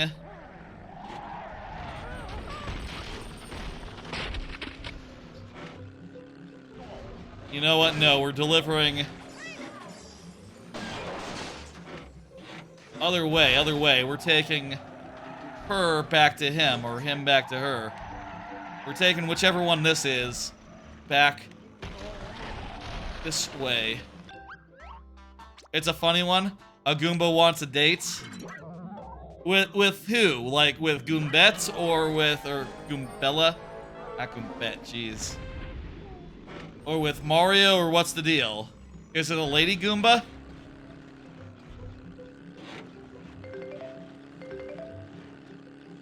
I'm glad you enjoyed it, hey, that's great. I'll say, like, from my experience, I found most of the troubles to be pretty skippable, insofar as, yeah, I've like, basically never done them. And even as much as I would like TTYD to have more content, I would not just take on a mission where I would not do a mission where I just, you know...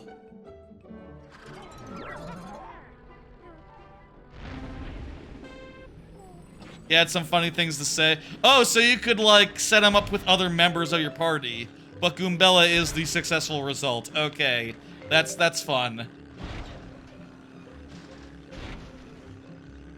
If I wanted extra content in TTYD, it would have to be stuff like... Oh, another Pit of Trials, or a extra boss fight. Which, to be fair, this one, the port does have. Does have a couple things like that up its sleeve. Which is fantastic. But all that stuff never really, all the stuff that was already in there as far as the, shit. This guy's fucked. Wait a minute. Nope, not fucked.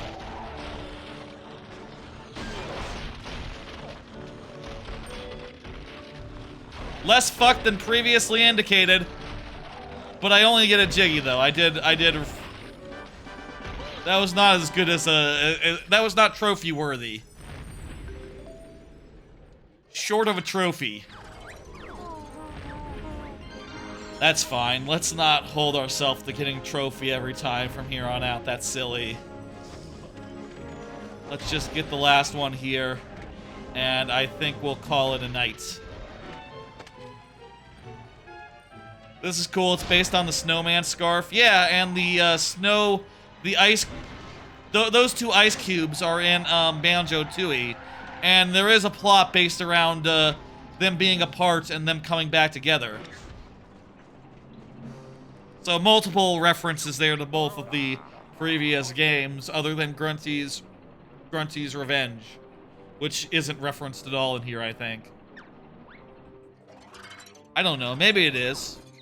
I didn't see anything that was Grunty's Revenge related, though.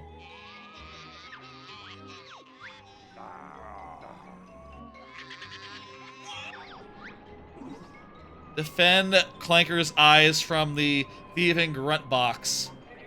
Attacking and defending. Oh, this is awkward. The one thing my vehicle doesn't have is weapons. And I do think that is a weakness of this game, is that the weapons... Is that, like, making weapons... I can put on some pretty good weapons onto this vehicle right now, I'll say. Like, I have... Oh, I have one thing of ammo. That's not a lot of... I have 3 things of ammo. Okay, that's fine. Like, I could take my car and just pull it and just have, like, grenade launchers. But it's very hard to hit those little fucking guys using grenades. So I think we'll have to use spikes more than grenades, honestly. Let's keep grenades as, like, a second option. But...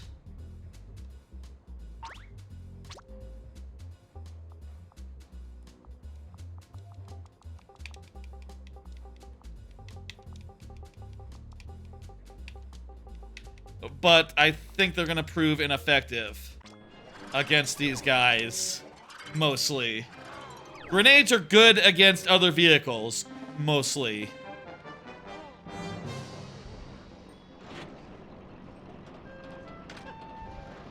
Okay, here are his eyes.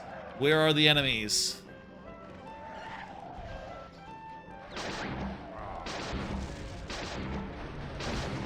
I guess the area of effect works pretty well for hitting them if I aim at his eyes.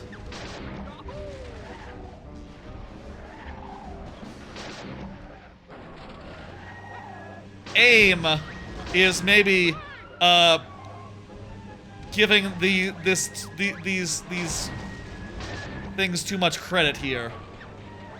Not so much aiming as much as I'm just sort of pointing it in the right direction.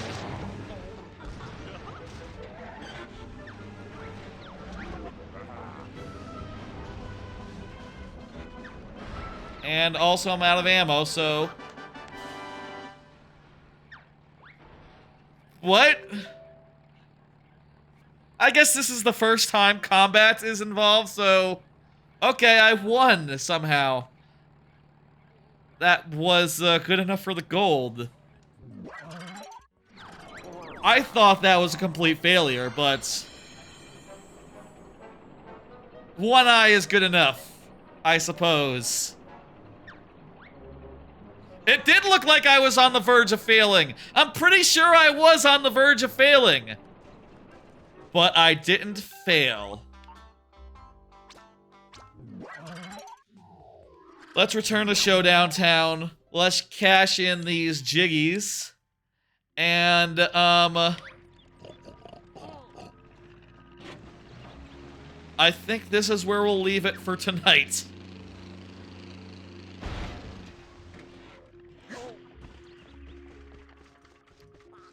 Let's do it.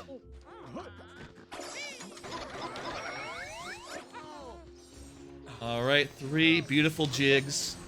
Right there. Huh? 2 of the jiggies are on top of each other. And on top of the chart. On top of the cart. Well... So long as it's not breaking, that's fine. I'm okay with it. I'll allow it.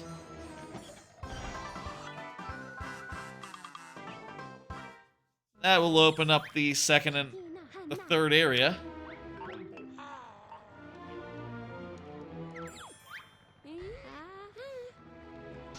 Got some new parts. Let's... Excuse me.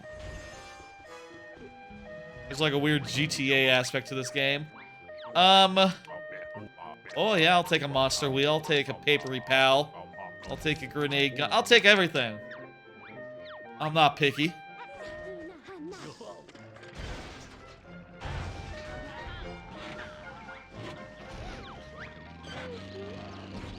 Anyway, let's get away from the fuzz, and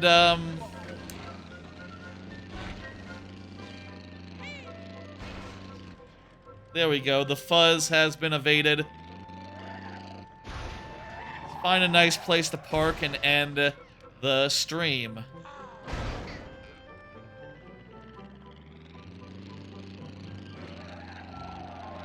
Alright. We still gotta turn in that ball. Oh, hey, let's, you know what? One last thing here. That ball is really nearly about to be deposited. Let's deposit that ball and get the next world, the 4th world, opened up. I'll tell you what, I think we might start next stream with that new world. Then again, maybe we should finish off Banjoland before moving on. I don't know. We don't have to hold ourselves to any particular structure in how we tackle these worlds. Any particular order. That's silliness.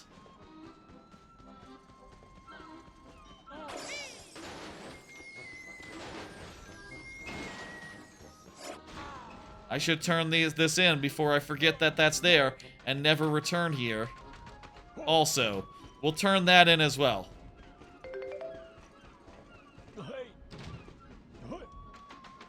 And also maybe I'll grab like one more along the way back to home base.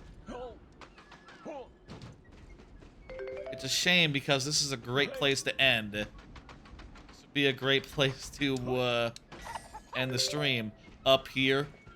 Nice vantage point over the whole everything.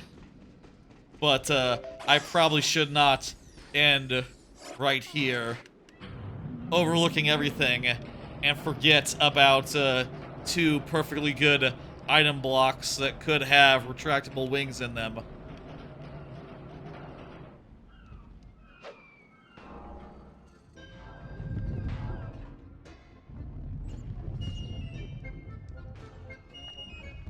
And that opens the next world.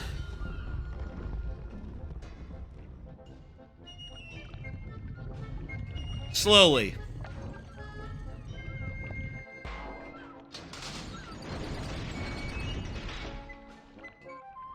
Do those television screens go through the little, like, opening, closing doors that it has? I guess it does. Looks a little weird, but whatever. Let's not worry about them. Yeah, there's lots of them.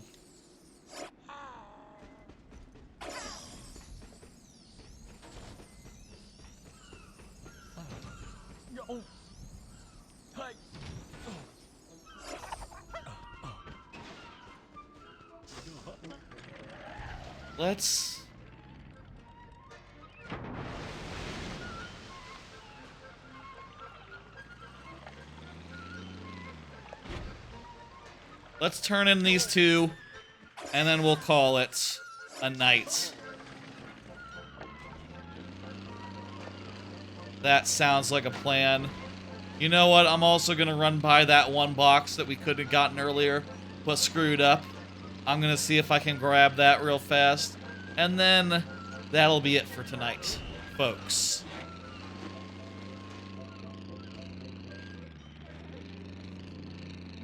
More open exploration areas that have boxes you could find like this probably would have been nice, you know? Hey, like this gameplay of, like, exploring the world and picking up boxes isn't bad, but it's really weird that it is contained just to the overworld, which is, you know, the most vanilla place in the game.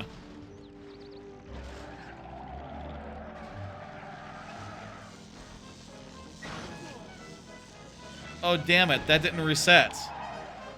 I guess either it was always behind the laser fence and I didn't push it into there, or it just, once it's behind the laser fence, it's stuck there.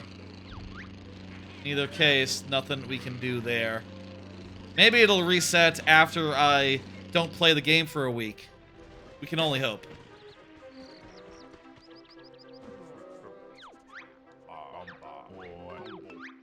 Armor, an engine, and an ejector seat. Okay, small engine is always good.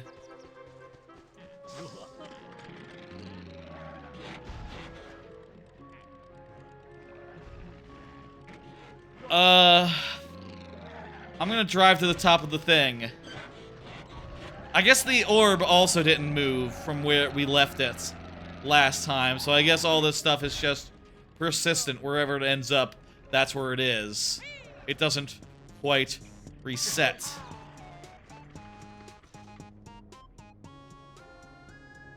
The camera will not just stay put where, with a nice view of the city.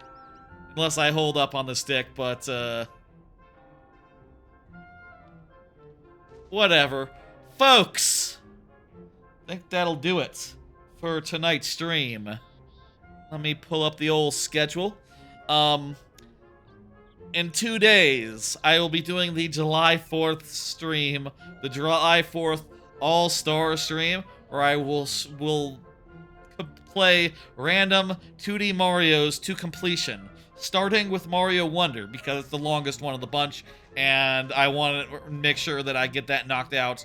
You know, I want to get that knocked out such that it doesn't turn up later at like hour 10 or something. That would be a problem. Honestly, I probably would be like hour 9. I don't think I'll start another game when it's hour 10, but, you know, at the very least, it'll be a game that's probably like an hour or 2 long of the 6 that are on the docket for that. Look forward to that. That'll be Thursday, running from 1 p.m. to I don't know when. Probably like 9-10 hours if I had to estimate. Maybe less if it turns out all the games that remain take no time at all. After that, I'll be back for viewer levels on Friday, as per usual, 6 p.m. Central. Look for it. VOD will be going up on YouTube tomorrow. Make sure to give it your love. And YouTube Shorts going up every day. Let me do a raid for Trebuckets and anyone else on the Twitch side.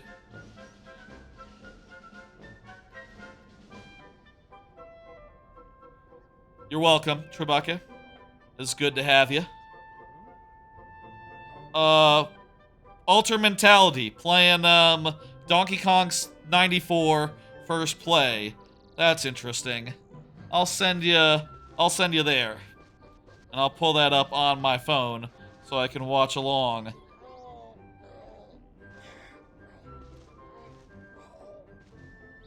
Alright, folks, I will see y'all on Thursday, 2 days from now, for the July 4th stream.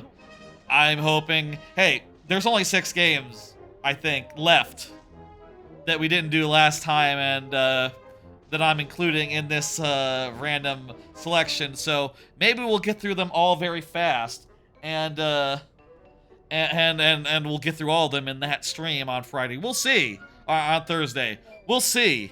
And then on Friday, regular viewer levels as always. I'll see you then. Thanks for stopping by, hanging out, all that, and give your love to the VOD when it is up. Alright. Bye, folks.